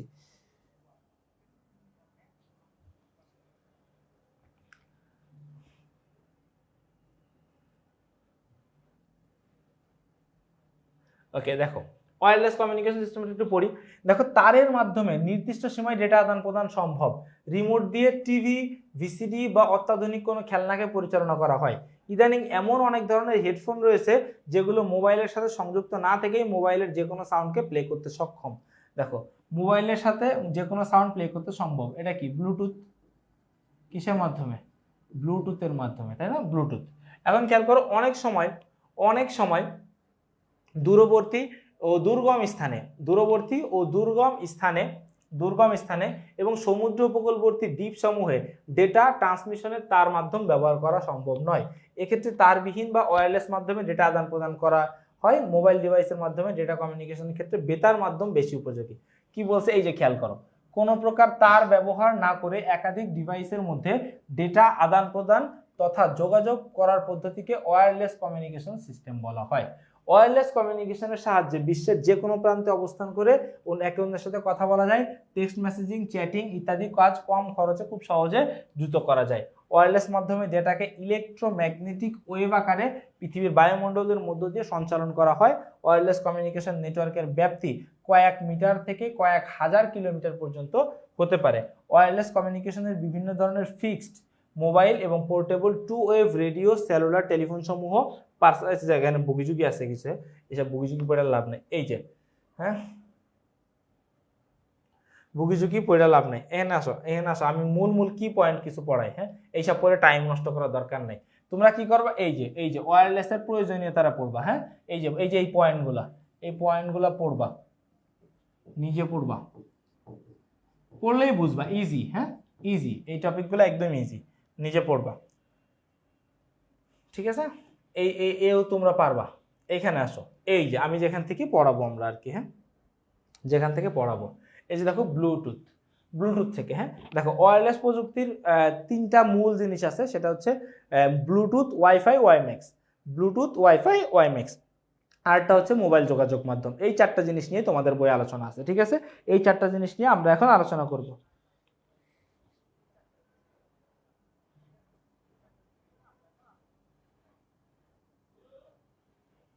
ঠিক আছে? এবার দেখো কি বলছে। ধরা যাক তোমরা বন্ধুর মোবাইলে একটি ছবি আছে, ইন্টারনেট ব্যবহার না করে ছবিটিকে তোমার মোবাইলে আনতে চাও।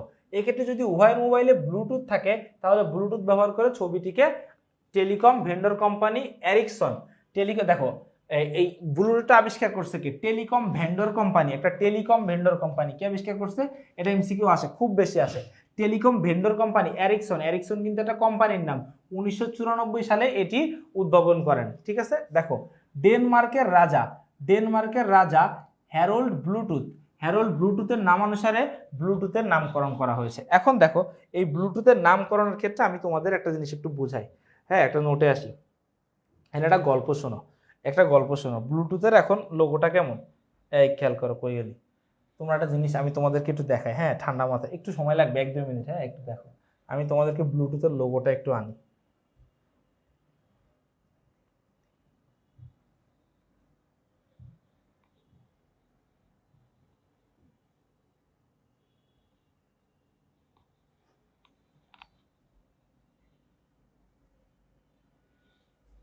বেটা ছবি আয়, ওমা ব্লুটুথ একটা সুন্দর ছবি পাবো না?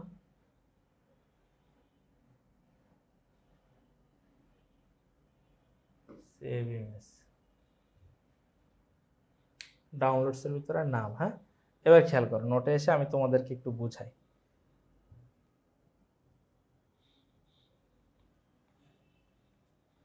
এই যে আসো দেখো,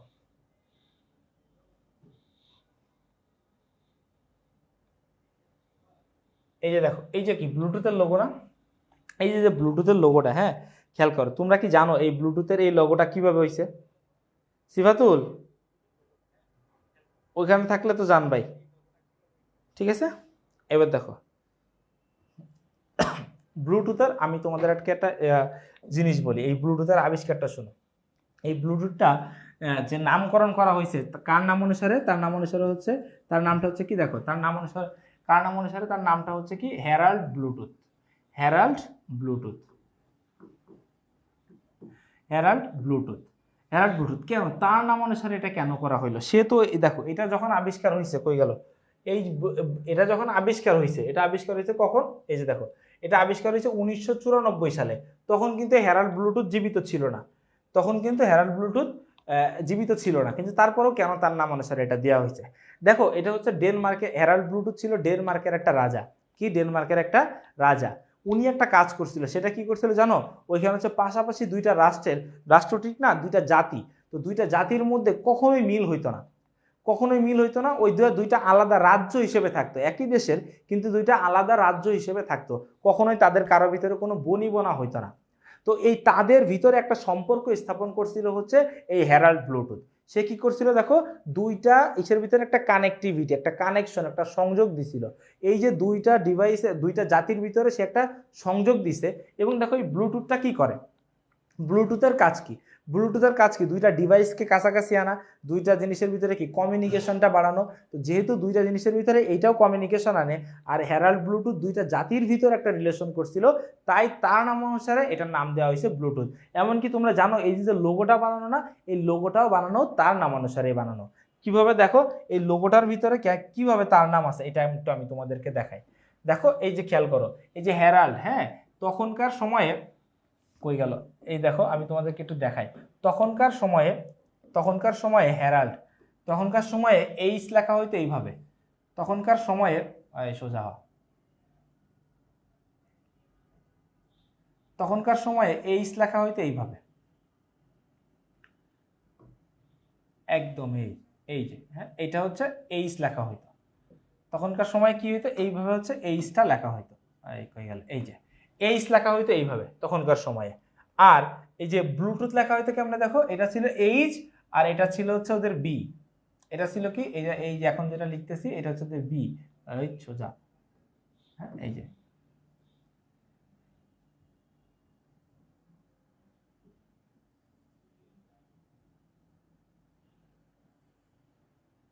হ্যাঁ এই হচ্ছে বি। দেখো এই জিনিসটাকে ওরা কি বলতো, এটা হচ্ছে তোমার এইচ, এইচ, আর এটা হচ্ছে কি বি। এই হচ্ছে হ্যারাল্ড ব্লুটুথ। এরপরে কি করছে তারা, যখন কি করলো এই দুইটা জিনিসকে একত্রিত করে আনলো, হ্যাঁ তখন এই দুইটা জিনিসকে একত্রিত করে তারা কি করলো, এই যে হচ্ছে তোমার এইচ, হ্যাঁ আচ্ছা এটা এইদিকে না দিয়ে এইখানে দিই। এই হচ্ছে তোমার যে এইচটা ছিল না, খেয়াল করো তোমার যে এইচটা ছিল, এই এইচটাকে একটু সুন্দর মতো করে লিখলো তারা।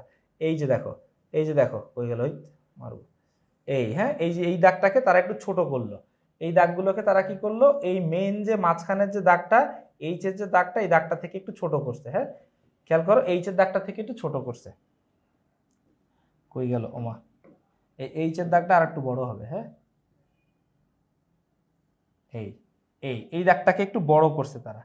বড় করার পরে কি করছে, বড় করে এই এইচ এর মধ্যে দিয়ে তারা কি করছে, এই যে ওই টুকু, এই এইচ এর মধ্যেই তারা কি করছে, তারা এই বিটা লাগাই দিছে, এই এইচ এর মধ্যেই বিটা লাগাই দিছে, দিয়ে তারা কি বানাই দিছে, এটা বানাই দিছে হচ্ছে হ্যারাল্ড ব্লুটুথ। এই হচ্ছে ব্লুটুথের লোগো তোমার। এখন বলো তোমরা বুঝছো নাকি বুঝছো না? এই হচ্ছে তোমাদের ব্লুটুথের লোগো। ওমা এটা একটু চাপান যায় না? ওমা, না যায় না, তাহলে এটা বাদ, তাহলে এই বৃত্ত আমি নেবো না, ও চাপানো যায় না কেন? ঠিক আছে, এইটা মনে হয় একটু গেলেও যেতে পারে, হ্যাঁ এই হচ্ছে তোমাদের ব্লুটুথ। এটার কালারটা হচ্ছে কি, এই যে নীল কালার নিলাম, এরপরে দেখো এটাকে কি করব, ফিল করব। এটা কি হতো, ফিল কালার। ফিল কালার কোনটা, এটা। ওমা, যা, ও তো সব ঢেকে গেল। এর ব্যাকগ্রাউন্ডে পাঠানো যায় না? এর ব্যাকগ্রাউন্ডে পাঠানো যায় না?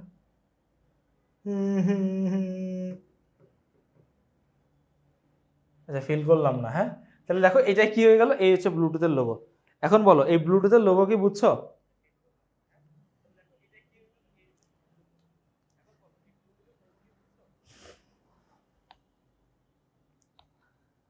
ঠিক আছে, এই হচ্ছে ঘটনা জেরিন, তাই না?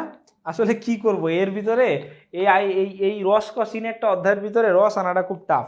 ঠিক আছে, এই হচ্ছে হেরাল্ড ব্লুটুথের কাহিনী। ঠিক আছে,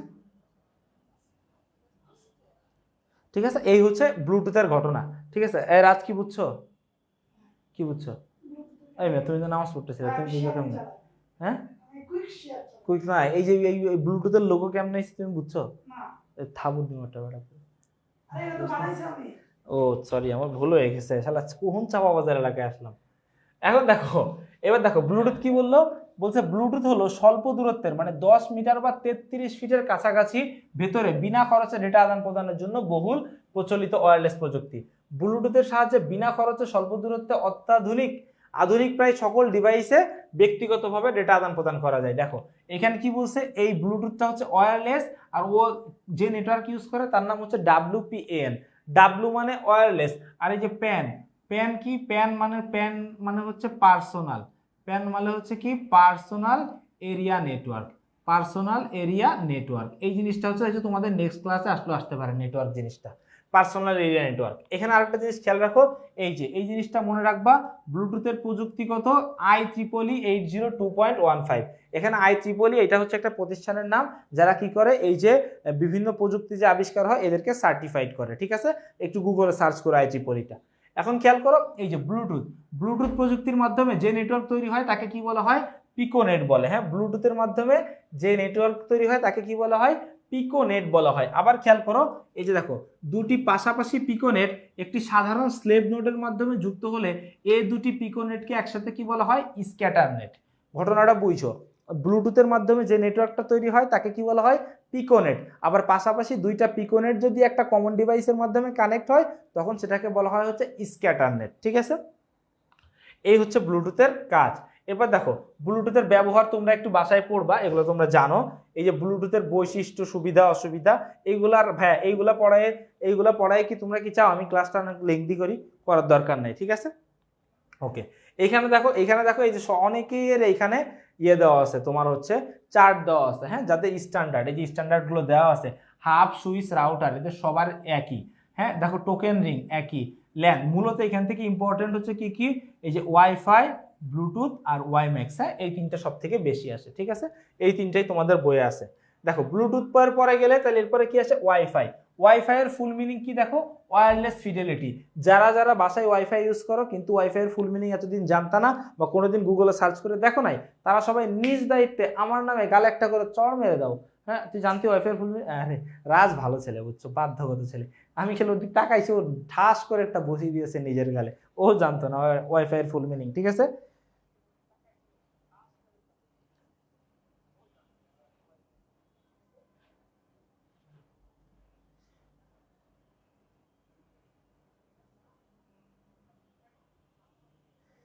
ঠিক আছে। এবার দেখো কি বলছে, ওয়াইফাই শব্দটি ওয়াইফাই অ্যালায়েন্স নামীয় স্বত্বাধিকারী সংস্থার নির্ধারিত ট্রেডমার্ক। এটা বানাইছে যে ওয়াইফাই অ্যালায়েন্স কোম্পানি। কি বলছে, কম্পিউটার বা ডিজিটাল বৈদ্যুতিক যন্ত্রপাতিগুলো তারবিহীন উপায়ে ইন্টারনেটে সংযুক্ত করার একটি প্রযুক্তি হলো ওয়াইফাই। এখন দেখো ওয়াইফাই হলো, এই যে ওয়াইফাই এর প্রযুক্তিগত, ওয়াইফাই এর প্রযুক্তি হচ্ছে IEEE 802.11। ঠিক আছে, এই যে কই হলো, এবার দেখো কোথায় লেখা আছে, এই দেখো ওয়াইফাই কি করে, ওয়াইফাই হচ্ছে ল্যান নেটওয়ার্কের মাধ্যমে কানেক্ট করে। ল্যান এর ফুল মিনিং কি, ল্যান এর ফুল মিনিং হচ্ছে লোকাল এরিয়া নেটওয়ার্ক। ল্যান মানে হচ্ছে কি, লোকাল এরিয়া নেটওয়ার্ক। কি বলছে দেখো, ইন্টারনেট, এই যে দেখো ইন্টারনেট অ্যাক্সেসের জন্য ওয়াইফাই নেটওয়ার্ক যুক্ত এলাকাকে হটস্পট বলা হয়। তো তাহলে হটস্পট কাকে বলে? এই যে ওয়াইফাই যত ধরো বলে না আপনার ফোনের হটস্পট অন করেন, মানে এই যে আমার ফোনটা যখন আমি হটস্পট অপশনটা অন করি তখন এর যে নির্দিষ্ট কাভারেজ এরিয়া, এই এরিয়া জুড়ে ও ইন্টারনেট সাপ্লাই করতে থাকে, ঠিক আছে? তার মানে হটস্পট হচ্ছে একটা এরিয়া। হটস্পট হলো এক ধরনের ওয়্যারলেস নেটওয়ার্ক, এর ডেটা কমিউনিকেশনের গতি খুবই কম এবং সিকিউরিটি ব্যবস্থাও খুব দুর্বল হয়। মানে তোমরা এই যে যখন তখন যাত্রা হটস্পট যে চালাও, তোমরা কি জানো সে যদি সামান্য একটু প্রোগ্রামিং জেনে থাকে তোমার মোবাইলের যে কোনো ডেটা এসে অ্যাক্সেস নিতে পারে। এর একটা ভিকটিম আমি হয়েছিলাম, আমি তোমাদেরকে বলছিলাম না এর আগে, না তোমাদেরকে বলি নাই, আমি জাগরণ ব্যাচে বলতেছিলাম আগের দিন সাইবার সিকিউরিটি পড়াইতেছে। শোনো আমি বলি, আমার একটা বড় ভাই ছিল, মানে আমার ভার্সিটি আমার ইমিডিয়েট সিনিয়র ব্যাচ, আমি ছিলাম 7 ব্যাচ, উনি 6 ব্যাচের, হ্যাঁ ইমিডিয়েট সিনিয়র ব্যাচ। তো ভাই একদিন আমার বাসায় আসছে, আসার পরে হচ্ছে উনি আবার প্রোগ্রামিং লেভেলের বস ছিল, আমরা তারা বস মানতাম, এমনকি আমাদের অনেক সিনিয়রও ভাইয়ের কাছ থেকে হচ্ছে প্রোগ্রামিং শিখতাম আমরা। তো ভাই আসছে, আসার পর উনি ফোনটা নিয়ে কি করছে, উনি হচ্ছে আমার বলছে সানি তোর ওয়াইফের পাসওয়ার্ডটা দেন, আমি আবার কি পাসওয়ার্ডটা মুখে বলছি, বললে ভাইয়া হচ্ছে পাসওয়ার্ডটা তুলে লগ ইন করছে। আবার এখন তো না বললেও কিছু যায় আসে না, এখন এগুলো সবই হচ্ছে এই যে ওয়াইফাই শেয়ারিং, এই যে কিউআর কোড ওপেন করলে এখানে সব দেখা যায়। তো খেয়াল করো তো ভাই যে ওয়াইফাই পাসওয়ার্ডটা চানছে, তো উনি ওয়াইফাই পাসওয়ার্ড দিয়ে কি করছে, উনি হচ্ছে আমার ল্যাপটপের ওয়েব ক্যামেরাটা হ্যাক করছে। তো গরম পড়তেছে না, তা আর তখন তো আমি গরিব ছিলাম, এখনো গরিব, বাসায় এসি নাই। তো হচ্ছে এবার আমি হাফ প্যান্ট পইরা খালি গায়ে টেবিলের উপরে পা দিয়া শুয়া ল্যাপটপটারে বুকের উপরে রাইখা আমি ফোন চালাইতেছি। হুট করে দিই ভাই আমার মেসেঞ্জারে কল দিস, দিলে আমি ফোন দিয়ে রিসিভ করছি, অডিও কল। হ্যাঁ অডিও কলের ভিতরে কথা বলতেছি, ভাইয়া হঠাৎ করে বলে কিরে তুই এমনি জায়গায় বসে আসছিস কেন? আমি ফার্স্ট অবাক, কিরে আমি জায়গায়, আমি ভাই আপনি কেমনে বুঝলেন, মনে করছি এটা গেস করে বলছে হয়তো, শুয়ে আসি। পরে বললে কি বাসার মধ্যে তুই কেমন খালি গায়ে হাফ প্যান্ট পরে থাকস? তখন আমি আরো লাভ দিয়ে উঠলাম, আরে কেমনি কি? পরে উঠে আগে তো একটা টি শার্ট পরলাম। তারপরে এবার আমি খুঁজতেছি কি কি কি, এর ভিতরে এই মাথায় আসছে আমার, হুট করে আমি ল্যাপটপের ক্যামেরাটারে হাত দিয়ে চেপে ধরছি ল্যাপটপে। তখন তখন ভাই হাইসা দিছে, ভাই কি রে ক্যামেরা বন্ধ করলি কেন? হ্যাঁ অ্যাকচুয়ালি আমি তোমাদেরকে বলি, এটা হচ্ছে নাইনের জাগরণ, এই নাইনের জাগরণ কইতেছি, এই ক্লাস 9-এর যে বইটা আছে ডিজিটাল প্রযুক্তি, ডিজিটাল টেকনোলজি, এই সাবজেক্টটা যখন আসলো তখন আমি এটা পড়তে যে একটু বেশি ইফোর্ট দেওয়া লাগতেছে। তো ফার্স্ট স্যার দেখে বলতেছে দেখেন আপনার তো অনেক ব্যস্ততা আছে, তা আপনি হচ্ছে এটা না পড়ান, এটার জন্য আমরা অন্য কাউকে হায়ার করি। তো তখন আমি বলছি না স্যার, এটা তো অনেক নতুন কিছু দিচ্ছে, পড়তে অনেক ভালো লাগতেছে, বাচ্চাদের শেখানোর অনেক কিছু আছে। তো ওইখানে সাইবার সিকিউরিটি একটা অধ্যায় আছে, দ্বিতীয় অধ্যায়, ওইখানে এই জিনিসগুলো ওদেরকে পড়াইতেছিলাম। তো এই পাসওয়ার্ড বা ছোট ছোট এই যার তার হটস্পট ভাই দেন, ভাই যদি একটু চালাক হয় তাহলে এই যে আমি অনেক সময় রাজের অনেকের নাম জানি, রাজ তো জানে না যে ও আসলে আমার হটস্পট ইউজ করেছিল, তখন আমি অ্যাক্সেস নিয়েছিলাম। আমি কি রাজের ফোন ধরি না রাজের মেসেজ দেখি, কিন্তু আমি কিন্তু জানি রাজের কোথায় কোথায় কে কে আছে। আরে বলে দিলি তো ওরাও শুনে ফেলবে না, দেখো না থাক, ঠিক আছে ওকে।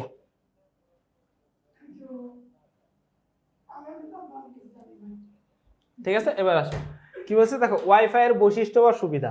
কি বলছে, সাধারণভাবে এর ওয়াইফাই এর কাভারেজ এরিয়া 50 থেকে 200 মিটার পর্যন্ত হয়ে থাকে। উন্নত রাউটার ও নেটের কারণে এর কাভারেজ বিস্তৃতি পরিসরেও পাওয়া সম্ভব, মানে এটা রাউটারের উপরে ডিপেন্ড করে, ঠিক আছে। এর ব্যান্ডউইথ হচ্ছে 10 Mbps থেকে 50 Gbps, ওমা এর ব্যান্ডউইথ 10 Mbps থেকে 50 Gbps, ওয়াইফাই ল্যানের চেয়ে সস্তা। আর ওয়াইফাই ল্যানের সাথে সংযুক্ত হওয়ার জন্য কম্পিউটারকে একটি ওয়্যারলেস নেটওয়ার্ক ইন্টারফেস দেয়। আচ্ছা এই সুবিধা অসুবিধাগুলো এইগুলো ভাই আমি পড়াবো না, হ্যাঁ এই ব্যবহার এগুলো তোমরা পড়ো, ওয়াইফাই ব্যবহার তোমরা জানো। হ্যাঁ এই যে দেখো ওয়াইফাই এর জনককে, ওয়াইফাই এর জনকের নাম হচ্ছে ভিক্টর ভিক হেইস। 1941 সালের 3 জুলাই এ ডাচ কম্পিউটার বিজ্ঞানী ডেলফোর্ট ইউনিভার্সিটি অফ টেকনোলজির ফেলো থাকা অবস্থায় IEEE 802.11 স্ট্যান্ডার্ডের ওয়্যারলেস লোকাল এরিয়া নেটওয়ার্ক, হ্যাঁ এই যে ল্যান, ওয়্যারলেস ল্যানটা উনি তৈরি করে, প্রযুক্তি ওয়াইফাই আবিষ্কার করেন। তার রচিত বিখ্যাত বই the innovation of journey of wifi, ঠিক আছে। কখন কি বানায় রাখছে, এরা কি কাজ করছে। হ্যাঁ এই যে ওয়াইফাই এর সাথে নেটওয়ার্ক, এটা পড়বা, এগুলো পড়ো একটু ভাই। হ্যাঁ এইবার দেখো কি বলছে এখানে, দেখো ওয়্যারলেস অ্যাক্সেসটা, দেখো ওয়্যারলেস অ্যাক্সেস পয়েন্ট বা সংক্ষেপে অ্যাক্সেস পয়েন্ট হলো এমন একটি হার্ডওয়্যার কম্পোনেন্ট যেটি তারযুক্ত নেটওয়ার্কে সংযুক্ত ডিভাইসটির নেটওয়ার্ক কানেকশনের সাথে তার বিহীন বা ওয়্যারলেস সুবিধা সম্পন্ন ডিভাইসকে সংযুক্ত করে। তার মানে দেখো ওই যে ওয়্যারলেস অ্যাক্সেস পয়েন্টটা হচ্ছে কি রাউটার, এই ওয়্যারলেস যে অ্যাক্সেস পয়েন্ট এটাই হচ্ছে রাউটার। তার মানে কি বলছে দেখো এখানে ঘটনাটা বুঝো, এটা হচ্ছে এমন একটি হার্ডওয়্যার কম্পোনেন্ট যেটি তারযুক্ত নেটওয়ার্ক সংযুক্ত ডিভাইসটির সাহায্যে, মানে তারযুক্ত ডিভাইসটা যখন আমরা রাউটারে লাগাই না তখন রাউটারটার কাজ কি, এই ডিভাইসটার কানেকশনের সাথে তারবিহীন বা ওয়্যারলেস সুবিধা সম্পন্ন ডিভাইসকে সংযুক্ত করা। মানে ওই যে রাউটারের সাথে আমাদের ফোনটাকে যে কানেক্ট করে, ঠিক আছে, সেই জিনিসটাই হচ্ছে কি এই যে ওয়্যারলেস অ্যাক্সেস পয়েন্ট। ঠিক আছে, এরপরে দেখো এই যে ওয়াইফাই হটস্পট হলো অ্যাক্সেসেবল ওয়্যারলেস নেটওয়ার্কের সাপোর্ট সমৃদ্ধ কোনো একটি এলাকা যেখান থেকে সংশ্লিষ্ট ডিভাইসের সাহায্যে খুব সহজে ইন্টারনেট অ্যাক্সেস করা যায়। ঠিক আছে, এবার দেখো ওয়াইফাই জোন, হ্যাঁ ওয়াইফাই এরিয়া বোঝায়। ঠিক আছে, এটা তোমরা পড়লেই বুঝবা, সহজ জিনিস। এবার কি বলছে দেখো, এবার আসো ওয়াইম্যাক্স। দেখো ওয়াইম্যাক্স প্রযুক্তি কি হলো বর্তমানে সবচেয়ে সর্বাধুনিক উচ্চ গতির ব্রডব্যান্ড ইন্টারনেট প্রোটোকল সার্ভিস, যা তারবিহীন অবস্থায় 10 থেকে 50 কিলোমিটার পর্যন্ত ইউজ করায়। আর এটা সবচেয়ে একটা বড় ব্যবহার হচ্ছে ওয়াকি টকি। এই ওয়াকি টকির কানেকশন না, এতে অনেক এরিয়া জুড়ে ওয়াকি টকির কানেকশন দিতে হয়। এই ওয়াকি টকি অনেক এরিয়া জুড়ে দেওয়া লাগে, এটার মূল কারণ হচ্ছে এই জিনিসটা। হ্যাঁ, এরপরে দেখো ওয়াইম্যাক্স এর পূর্ণ অর্থ কি? World wide interoperability for microwave access. And এই শব্দটা মনে রাখতে যাদের কষ্ট হবে, ইন্টারঅপারেবিলিটি, তারা বুঝবা তোমরা এখন ইন্টারমিডিয়েটে পড়তেছো। তো ইন্টারমিডিয়েটে পড়লে ইন্টার ও প্যারা, হ্যাঁ ইন্টার ও প্যারা নেওয়ার অ্যাবিলিটি যার আছে, ইন্টার ও প্যারা নেওয়ার অ্যাবিলিটি যার আছে সেই ভালো করতে পারবা। ইন্টারমিডিয়েটে প্যারা নেওয়ার অ্যাবিলিটি যার আছে সেই ভালো করতে পারবা। এই হচ্ছে ইন্টারঅপারেবিলিটি। ঠিক আছে, এটি প্রচলিত ডিএসএল ডিজিটাল সাবস্ক্রাইবার লাইন প্রযুক্তি এবং তারযুক্ত ইন্টারনেটের পরিবর্তে দ্রুতগতির তারবিহীন ইন্টারনেট সুবিধা প্রদান করে থাকে। এই যে দেখো এইটা হচ্ছে কি থাকে, মেট্রোপলিটন এরিয়া নেটওয়ার্ক। ঠিক আছে, যেটা হচ্ছে শহর ভিত্তিক নেটওয়ার্ক, যার সর্বোচ্চ কাভারেজ এরিয়া হচ্ছে একটা বিভাগীয় শহর। হ্যাঁ, এটা হচ্ছে তোমার ম্যান নেটওয়ার্ক। এখন খেয়াল করো, ওয়াইম্যাক্স পদ্ধতির প্রধান দুইটি অংশ রয়েছে। কয়টা? দুইটি। একটা হচ্ছে বেজ স্টেশন আর একটা ওয়াইম্যাক্স রিসিভার। বেজ স্টেশনটা কি? ইনডোর ডিভাইস ও আউটডোর টাওয়ার নিয়ে গঠিত। বেজ স্টেশনগুলো একটি ওয়াইম্যাক্স হাবের সাথে যুক্ত থেকে নেটওয়ার্ক তৈরি করে এবং ইন্টারনেট সার্ভিস দেয়। প্রতিটি বেজ স্টেশনের কাভারেজ এরিয়া 50 থেকে 80 কিলোমিটার পর্যন্ত হয়ে থাকে। আর ওয়াইম্যাক্স রিসিভারকে এর সঙ্গে একটি অ্যান্টেনা থাকে এবং একে কম্পিউটারের সাথে সংযুক্ত করে দিতে হয়। এটি ওয়্যারলেস নেটওয়ার্ক কাভারেজ এরিয়া 10 থেকে 60 কিলোমিটার হয়ে থাকে। খুব অল্প সংখ্যক টাওয়ার স্থাপন করে বহুদূর পর্যন্ত প্রত্যন্ত অঞ্চলে ইন্টারনেট সেবা পৌঁছে দেওয়া সম্ভব। দেখো ওই যে হয় না, চলমান ট্রেনে ফ্রি ওয়াইফাই দেয়, তারপর প্লেনে ফ্রি ওয়াইফাই দেয়, কেমনে? হাউ? প্লেনের হিসাব আবার আলাদা, ট্রেনেরটা আমি হিসাব করেছি। চলমান ট্রেনে কেমনে ওয়াইফাই দেয়, বাসে কেমনে ওয়াইফাই দেয়? এই ওয়াইম্যাক্স ইউজ করে। বাসে একটা এই ওয়াইম্যাক্স রিসিভার থাকে, হ্যাঁ, ওর কাভারেজ এরিয়াও 10 থেকে 60 কিলোমিটার। ওই ওয়াইম্যাক্স রিসিভার আবার বেজ স্টেশনের সাথে থাকে। বেজ স্টেশনটা দেখা গেল 50 থেকে 80 কিলোমিটার পর আছে, এক টাওয়ার ছাড়ে আরেক টাওয়ার ধরে, আরেক টাওয়ার ছাড়ে আরেক টাওয়ার ধরে, এইভাবে একটা রিলেশন তাদের মধ্যে থাকে।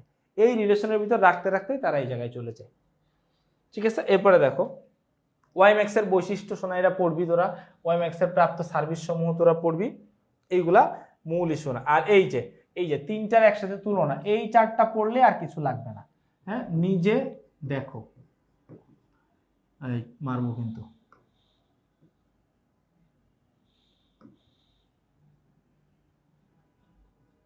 নিজে পড়ো। হ্যাঁ, নিজে পড়ো, এইটা পড়লে আর কিছু লাগবে না। তুমি দেখো এক নজরে এইটার ভিতরে সব দেওয়া আছে। হ্যাঁ, এই যে দেখো এদের ব্লুটুথ, ওয়াইফাই, ওয়াইম্যাক্স, হ্যাঁ, ওদের স্ট্যান্ডার্ড, ফ্রিকোয়েন্সি, স্পিড, রেঞ্জ বা দূরত্ব দেখো কি কি দেওয়া আছে।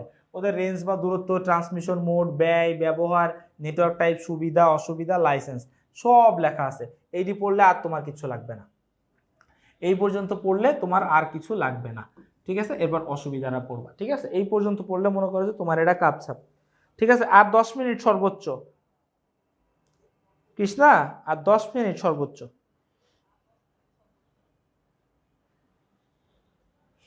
ঠিক আছে, এবার আসো,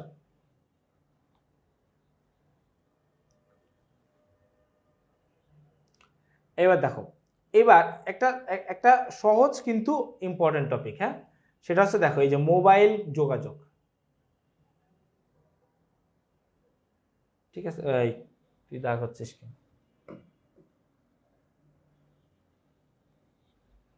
এই যে দেখো মোবাইল যোগাযোগটা দেখো, মোবাইল যোগাযোগ বা মোবাইল কমিউনিকেশনসটা কি?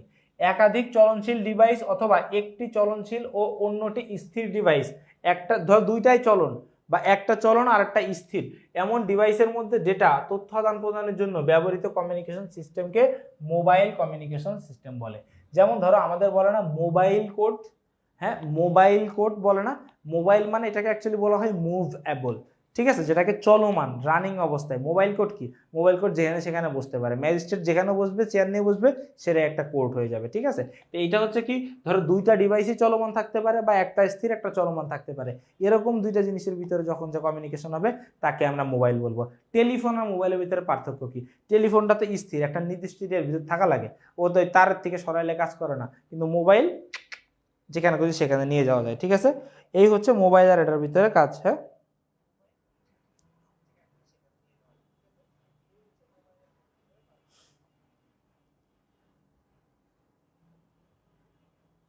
ঠিক আছে, এখন দেখো এই যে দেখো এইখানে এই জিনিসটা গুলো তোমরা একটু রিডিং পড়ো আর কি। হ্যাঁ এখানে দুইটা সংজ্ঞা আছে, হ্যাঁ আমি একটু দেখাবো। দেখো এই যে দেখো সেল, হ্যাঁ দেখো এখানে কি বলছে, প্রত্যেক ক্যারিয়ারের নেটওয়ার্ক কাভারেজ এরিয়াকে ছোট ছোট অংশ বা স্প্যানে বিভক্ত করে, যাকে বলা হয় কি সেল। হ্যাঁ সেল ফোন বলে না, ওই যে যখন নির্দিষ্ট কাভারেজ এরিয়ার ভিতরে যে মোবাইলগুলো থাকে ওইগুলাকে কি বলা হয়, সেল ফোন বলা হয়। কি বলছে দেখো, মোবাইল কমিউনিকেশন স্থাপিত এক একটি ফিক্সড ল্যান্ড বা বেজ স্টেশনই হলো সেল, যেটি মোবাইল ফোনের জন্য প্রয়োজনীয় নেটওয়ার্ক কাভারেজ প্রদান করে। এগুলোকে সেল সাইট বলা হয়, সেল সাইট বলে। আবার এর প্রদত্ত নেটওয়ার্ক কাভারেজকে সেল নেটওয়ার্ক বলে। হ্যাঁ সেল সাইট আর সেল কাভার। এখন দেখো কই গেল এই এই এই এই এইটুকু এইটুকু তোমাদের এতটা পড়া লাগবে না। এই যে খেয়াল করো এখানে একটা জিনিস দেখো, হ্যাঁ এখানে একটা সংজ্ঞা আছে হ্যান্ড অফ। কি বলছে দেখো, চলাচলের সময় মোবাইল ফোনটি একটি বেজ স্টেশন থেকে যত দূরে যেতে থাকে ততই সেলের সিগন্যালটি ক্ষীণ হতে থাকে। নির্দিষ্ট সেলের সীমানার যত কাছাকাছি যাওয়া যায় এর পার্শ্ববর্তী সেলটির সিগন্যাল জোরালো হতে থাকে। এভাবে একটি নির্দিষ্ট বিন্দুতে মোবাইল ইউনিটটি স্বয়ংক্রিয়ভাবে এক সেল নেটওয়ার্কের সংযুক্তি ত্যাগ করে অন্য সেল নেটওয়ার্কে সংযুক্ত হয়, একে হ্যান্ড অফ বলা হয়। এই যে দেখো কি বলে, দেখো একটা নির্দিষ্ট বিন্দুতে জায়গায় মোবাইল নেটটি স্বয়ংক্রিয়ভাবে এক সেল নেটওয়ার্ক থেকে সংযুক্তি থেকে ত্যাগ করে অন্য সেল নেটওয়ার্কে সংযুক্ত হয়ে যায়। এই সময়টাকে কি বলা হয়, হ্যান্ড অফ। মানে কি দেখো, ধরো একটা টাওয়ার আছে, এই টাওয়ারের সাথে আমার মোবাইলটা কানেক্টেড, এখন এই টাওয়ারের লিমিট মনে করে এই পর্যন্ত, তখন এ যখন দূরে যাইতে যাইতে এর আস্তে আস্তে কি এই টাওয়ারের সাথে কানেক্টিভিটি কমতে থাকবে, নেটওয়ার্ক কমতে থাকবে, যখন ও এর বিন্দুটা ক্রস করে আর একটা নেটওয়ার্কে ঢুকবে, ঠিক যে বিন্দুটাই এই যে এই টাওয়ারের এই বেজ স্টেশনের কানেকশন ছেড়ে আর একটা বেজ স্টেশনের কানেকশনটা ধরবে, ওই সময় যে ঘটনাটা ঘটে এটাকে বলা হয় হ্যান্ড অফ। হ্যাঁ কে বললি আরো 22 বাকি আছে বেটা, পড় বেটা। কি বলছে দেখো, স্বয়ংক্রিয় এই ব্যবস্থা মোবাইল ইউনিটে বজায় থাকার কারণে মোবাইল ইউনিটের শক্তি ব্যয় গড় সর্বদা সমান থাকে। ফোন সেল সাইট থেকে ক্ষীণ সিগন্যাল পেতে থাকলে মোবাইলের নেটওয়ার্ক অ্যাক্সেস বেশি শক্তি ব্যয় করতে হয়। মানে যখন নেটওয়ার্ক কম পায় তখন মোবাইলের কি একটু বেশি শক্তি, এই জন্য কম নেটওয়ার্কে যদি কেউ ইন্টারনেট চালাও তার মোবাইল ফোন গরম হবে, দ্রুত চার্জ যাবে, ঠিক আছে, এটা একটা কারণ। কি বলছে দেখো, সৃজনশীল প্রশ্নের টিপস দেখো, মোবাইল ফোনের সেল নেটওয়ার্ক ষড়ভুজাকৃতির হয়ে থাকে, ঠিক আছে, এটা একটু পড়ো। মোবাইল ফোনের সেল নেটওয়ার্ক ত্রিভুজ বা চতুর্ভুজাকৃতির হলেও সেক্ষেত্রে সেলগুলো পাশাপাশি বসালে এর কিছু অংশ নেটওয়ার্কের বাইরে থেকে যায়। কেবলমাত্র সেলের আকৃতি ষড়ভুজ হলেই তা সম্পূর্ণ সেল এরিয়াকে কভার করতে পারে, বিধায় মোবাইল ফোনের সেল নেটওয়ার্ককে ষড়ভুজাকৃতির হয়ে থাকে। মোবাইলের নেটওয়ার্কে ব্যবহৃত টপোলজি হলো সেলুলার বা স্টার টপোলজি। সব থেকে ইম্পর্টেন্ট টপিক হচ্ছে এই চ্যাপ্টারের টপোলজি, সবার লাস্টের দিকে পড়াবো এটা, হ্যাঁ লাস্টেই আছে। এই মোবাইল ফোনের সুবিধা, এই যে এইখান থেকে দুই একটা টপিক একটু পড়াবো আমি। হ্যাঁ দেখো জিএসএম, এই যে যেগুলো এতক্ষণ ধরে যার জন্য আসতেছিলাম, জিএসএম এর ফুল মিনিং হচ্ছে global system for mobile communication. হ্যাঁ হলো মোবাইল টেলিফোনি সিস্টেমের জন্য বিশ্বের সবচেয়ে জনপ্রিয় স্ট্যান্ডার্ড। একে দ্বিতীয় প্রজন্মের কি second generation 2G second generation দ্বিতীয় প্রজন্মের মোবাইল ফোন সিস্টেমে হিসেবে বিবেচনা করা হয়। মোবাইল নেটওয়ার্ক অপারেটরদের মধ্যে রোমিং চুক্তি থাকার ফলে বিশ্বের যে কোনো স্থান থেকে যে কোনো ব্যক্তি জিএসএম এর আওতায় থাকা অবস্থায় নিজের মোবাইল ফোনটি ব্যবহার করতে পারেন। স্বল্প মূল্যের শর্ট মেসেজ সার্ভিস এসএমএস, হ্যাঁ শর্ট মেসেজ সার্ভিস, এসএমএস এর ফুল মিনিং কি, শর্ট মেসেজ সার্ভিস। এসএমএস এর বাস্তবায়নের ক্ষেত্রেও জিএসএম পৃথকীকৃত, মানে জিএসএম এর অবদান এটা হয়েছে। সেলুলার নেটওয়ার্ক বিধায় নির্দিষ্ট এলাকাতে মোবাইল ফোনগুলো জিএসএম এর সাথে সংযুক্ত হয়। এর সর্বোচ্চ দূরত্ব কত? 35 কিলোমিটার জিএসএম। এবার দেখো সিডিএমএ। সিডিএম এর ফুল মিনিং কি? Code division multiple access. এটি একটি চ্যানেল অ্যাক্সেস মেথড যা বিভিন্ন ধরনের রেডিও কমিউনিকেশন প্রযুক্তি দ্বারা বাস্তবায়িত হয়ে থাকে। ঠিক আছে, এই সিডিএমএ আবার জিএসএম এর থেকে স্ট্রং। কি বলছে দেখো, সিডিএমএ প্রযুক্তিতে ভয়েস এবং ডেটা অ্যাপ্লিকেশন অনেক ব্যান্ডউইথ পাওয়া যায়। সে দেখো এই যে ভয়েস, হ্যাঁ, কথা এবং ডেটা অ্যাপ্লিকেশনের ক্ষেত্রে। এবার দেখো সিডিএমএ তে এখন 2G ও 3G উভয় প্রযুক্তি ব্যবহৃত হচ্ছে। সিডিএমএ পদ্ধতিতে বেতার তরঙ্গ ব্যান্ডকে কতগুলো ক্যারিয়ারে বিভক্ত করা হয় যা 1.25 মেগাহার্টজ প্রশস্ত। প্রত্যেক গ্রাহকের জন্য আলাদা কোড দেওয়া হয় এবং এই কোড পুরো ক্যারিয়ারের মধ্যে বিস্তৃত হয়। এখানে খেয়াল করো, এই যে রোমিং, রোমিং শব্দটা কি দেখো, যে মোবাইলটি ব্যবহার করা হচ্ছে সেটির কভারেজ এরিয়ার বাইরে গিয়েও অনবরত ডেটা সার্ভিস পাওয়াকে রোমিং বলা হয়। ধরো তুমি বাংলাদেশের সিম দিয়ে তুমি ইন্ডিয়ায় যেও চালাইতেছো, তুমি ধরো বাংলাদেশের সীমানা শেষ, সীমানা পারে তুমি মনে করো মালয়েশিয়াতে যেও বাংলাদেশি সিম চালাচ্ছ। কারণ কি, তোমার ওই দেশের সিম কোম্পানির সাথে, ধরো তুমি বাংলাদেশের গ্রামীণ ফোন, রবি, বাংলালিংক, এয়ারটেল যে কোনো একটা সিম চালাচ্ছ, ওই দেশের যে কোনো একটা সিমের সাথে এই দেশের সিম কোম্পানির একটা চুক্তি হয়েছে, হইলে তখন তুমি যে এই সিমটাকে ওই দেশে যে নেটওয়ার্ক পাবা, তাদের টাওয়ার থেকে তুমি অ্যাক্সেস নিতে পারবা, সেটাই হচ্ছে রোমিং আর কি। হ্যাঁ, এবার দেখো এই যে দেখো এইখানে যে কাজটা আছে, সব থেকে বড় যে কাজ, এই যে 5টা জেনারেশন, হ্যাঁ, এই 5টা জেনারেশনটাকে তোমাদেরকে খুঁটিনাটি পড়তে হবে। হ্যাঁ, খুঁটিনাটি আমি পড়াবো না, তোমাদেরকে পড়তে হবে। এই 5টা জেনারেশনের কি কি পড়তে হবে দেখো। আবিষ্কার, সর্বপ্রথম কি পড়তে হবে? কি আবিষ্কার, আবিষ্কার। হ্যাঁ, যে কোন জেনারেশনে কি আবিষ্কার হয়েছে এটা তোমাদের জানতে হবে। 5টা জেনারেশনে, কোন জেনারেশনে ভিডিও কল শুরু হয়েছে, কোন জেনারেশনে এসএমএস সার্ভিস চালু হয়েছে, কোন জেনারেশনে কি হয়েছে, এইটি হচ্ছে কথা। এর সর্বপ্রথম কি আবিষ্কার, সর্বপ্রথম কাজ কি আবিষ্কার। দ্বিতীয়তটা হচ্ছে সাল, দ্বিতীয়টা হচ্ছে কি সাল, কত সাল থেকে কত সাল এর বিস্তৃতি ছিল। তারপরে হচ্ছে বৈশিষ্ট্য, তারপরে তোমার এদের বৈশিষ্ট্যগুলো জানতে হবে। হ্যাঁ, যে কোন প্রজন্মের কোন বৈশিষ্ট্য কি, আর কি জানতে হবে, সুবিধা অসুবিধা। এই জিনিসগুলো প্রত্যেকটা জেনারেশনে তোমাদের পড়তে হবে, সুবিধা অসুবিধা, সুবিধা অসুবিধা। এখন তোমরা আমাকে বলো, এই যে জিনিস একদম ইজি জিনিস, তুমি দেখো এই যে ধরো তোমাকে যদি এই যে প্রথম প্রজন্ম সম্পর্কে জানাই, হ্যাঁ, এই যে দেখো প্রথম প্রজন্ম, ঠিক আছে, প্রথম প্রজন্মটা কিভাবে আবিষ্কার হয়েছে? যুক্তরাষ্ট্র সর্বপ্রথম মোটরোলা ডাইনার টিএসিএস এর ফুল মিনিং কি? টোটাল অ্যাক্সেস কমিউনিকেশন সিস্টেম নামে হ্যান্ড মোবাইল সেট চালু হয়। ঠিক আছে, তাহলে সর্বপ্রথম মোবাইল সেট চালু করে কে? মোটরোলা। ঠিক আছে, 80-র দশকে প্রথম প্রজন্মের মোবাইল ফোন ছিল সেলুলার নেটওয়ার্ক নির্ভর এবং এগুলো অ্যানালগ সিস্টেমের উপর ভিত্তি করে কাজ করত। 1979 সালে জাপানের NTTC Nippon telegraph and telephone corporation প্রথম বাণিজ্যিকভাবে অটোমেটেড সেলুলার নেটওয়ার্ক চালু করার মাধ্যমে 1G এর সূচনা হয়। তাহলে 1G এর সূচনা হয় কত সালে? 1979। এই যে দেখো 1G কত ছিল? 1979 থেকে 1990 সাল পর্যন্ত। ঠিক আছে, ছিল। এই প্রজন্মে রোমিং ব্যবস্থা সীমিত ছিল, মানে একদমই কম। ঠিক আছে, আর এদের উদাহরণ হচ্ছে এই যে দুইটা। হ্যাঁ, এবার প্রথম প্রজন্মের বৈশিষ্ট্য, এই যে প্রথম প্রজন্মে কি কি হইতো। সেমভাবে দ্বিতীয় প্রজন্ম কি? প্রথম প্রজন্মের শেষ হয়তো দ্বিতীয় প্রজন্ম দিয়ে। 1990 সালে জিএসএম এবং সিডিএম স্ট্যান্ডার্ড ব্যবহার করে দ্বিতীয় প্রজন্মের সিস্টেম চালু হয়। কারণ দ্বিতীয় প্রজন্ম শুরু হয় কিসের মাধ্যমে? এই জিএসএম আর সিডিএম এ আবিষ্কার হওয়ার কারণে। ঠিক আছে, এটা তৈরি হয়। কি দেখো মোবাইল সিস্টেম চালু, এতে ডিজিটাল ট্রান্সমিশন সিস্টেমের ব্যবহার চালু হয়, ভয়েস ও ডেটা প্রেরণ সম্ভব হয়। মানে 1G তে ফোনে কথা বলা যেত না, 2G দিয়ে শুরু হয়। এজন্য এই না কথা বলা যাইতো, দুষ্টামি করছি। এজন্য এই প্রজন্মকে ডিজিটাল সেলুলার নেটওয়ার্ক বলা হয়ে থাকে। এই প্রজন্মের মোবাইলে প্রিপেইড পদ্ধতি, এই যে দেখো, তাহলে সেকেন্ড জেনারেশনে কি কি আসছে? প্রিপেইড পদ্ধতি, এসএমএস, এমএমএস, টেক্সট মেসেজিং ব্যবস্থা সেবা চালু হয়। এগুলো সব 2G তে শুরু হয়। তাহলে গেল, এবার বৈশিষ্ট্যগুলো পড়লা। আসো তুমি 3Gটা কি?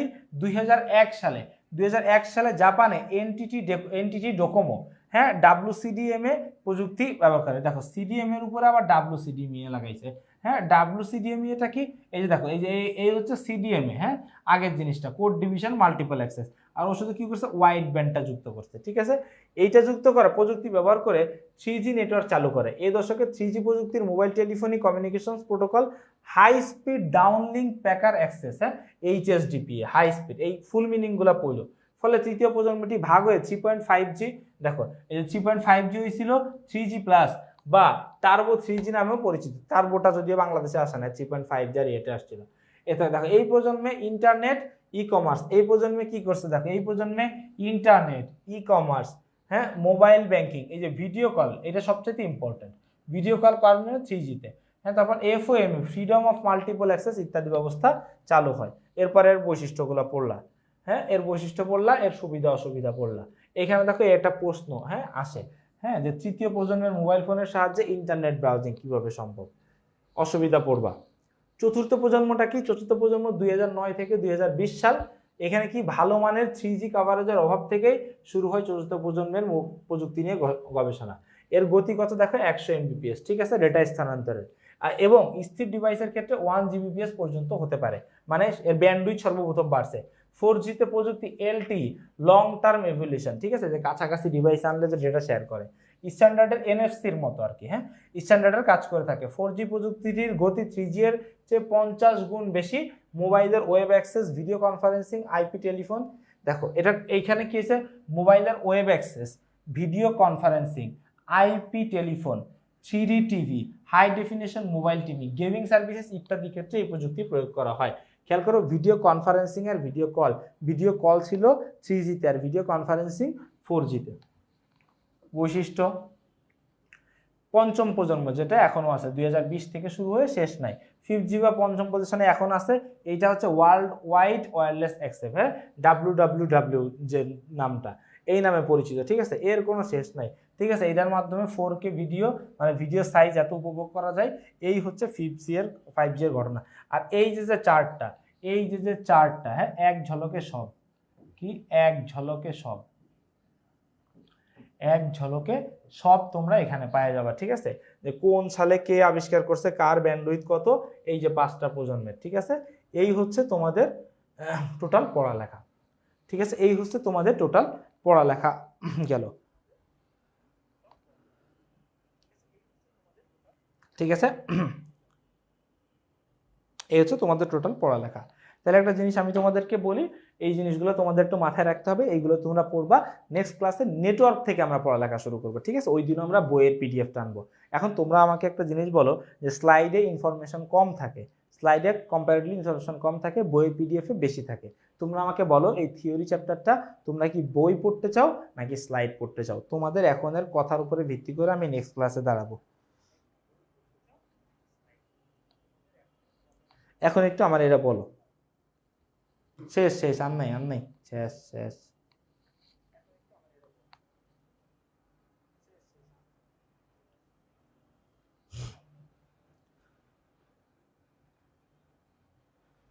তাই না?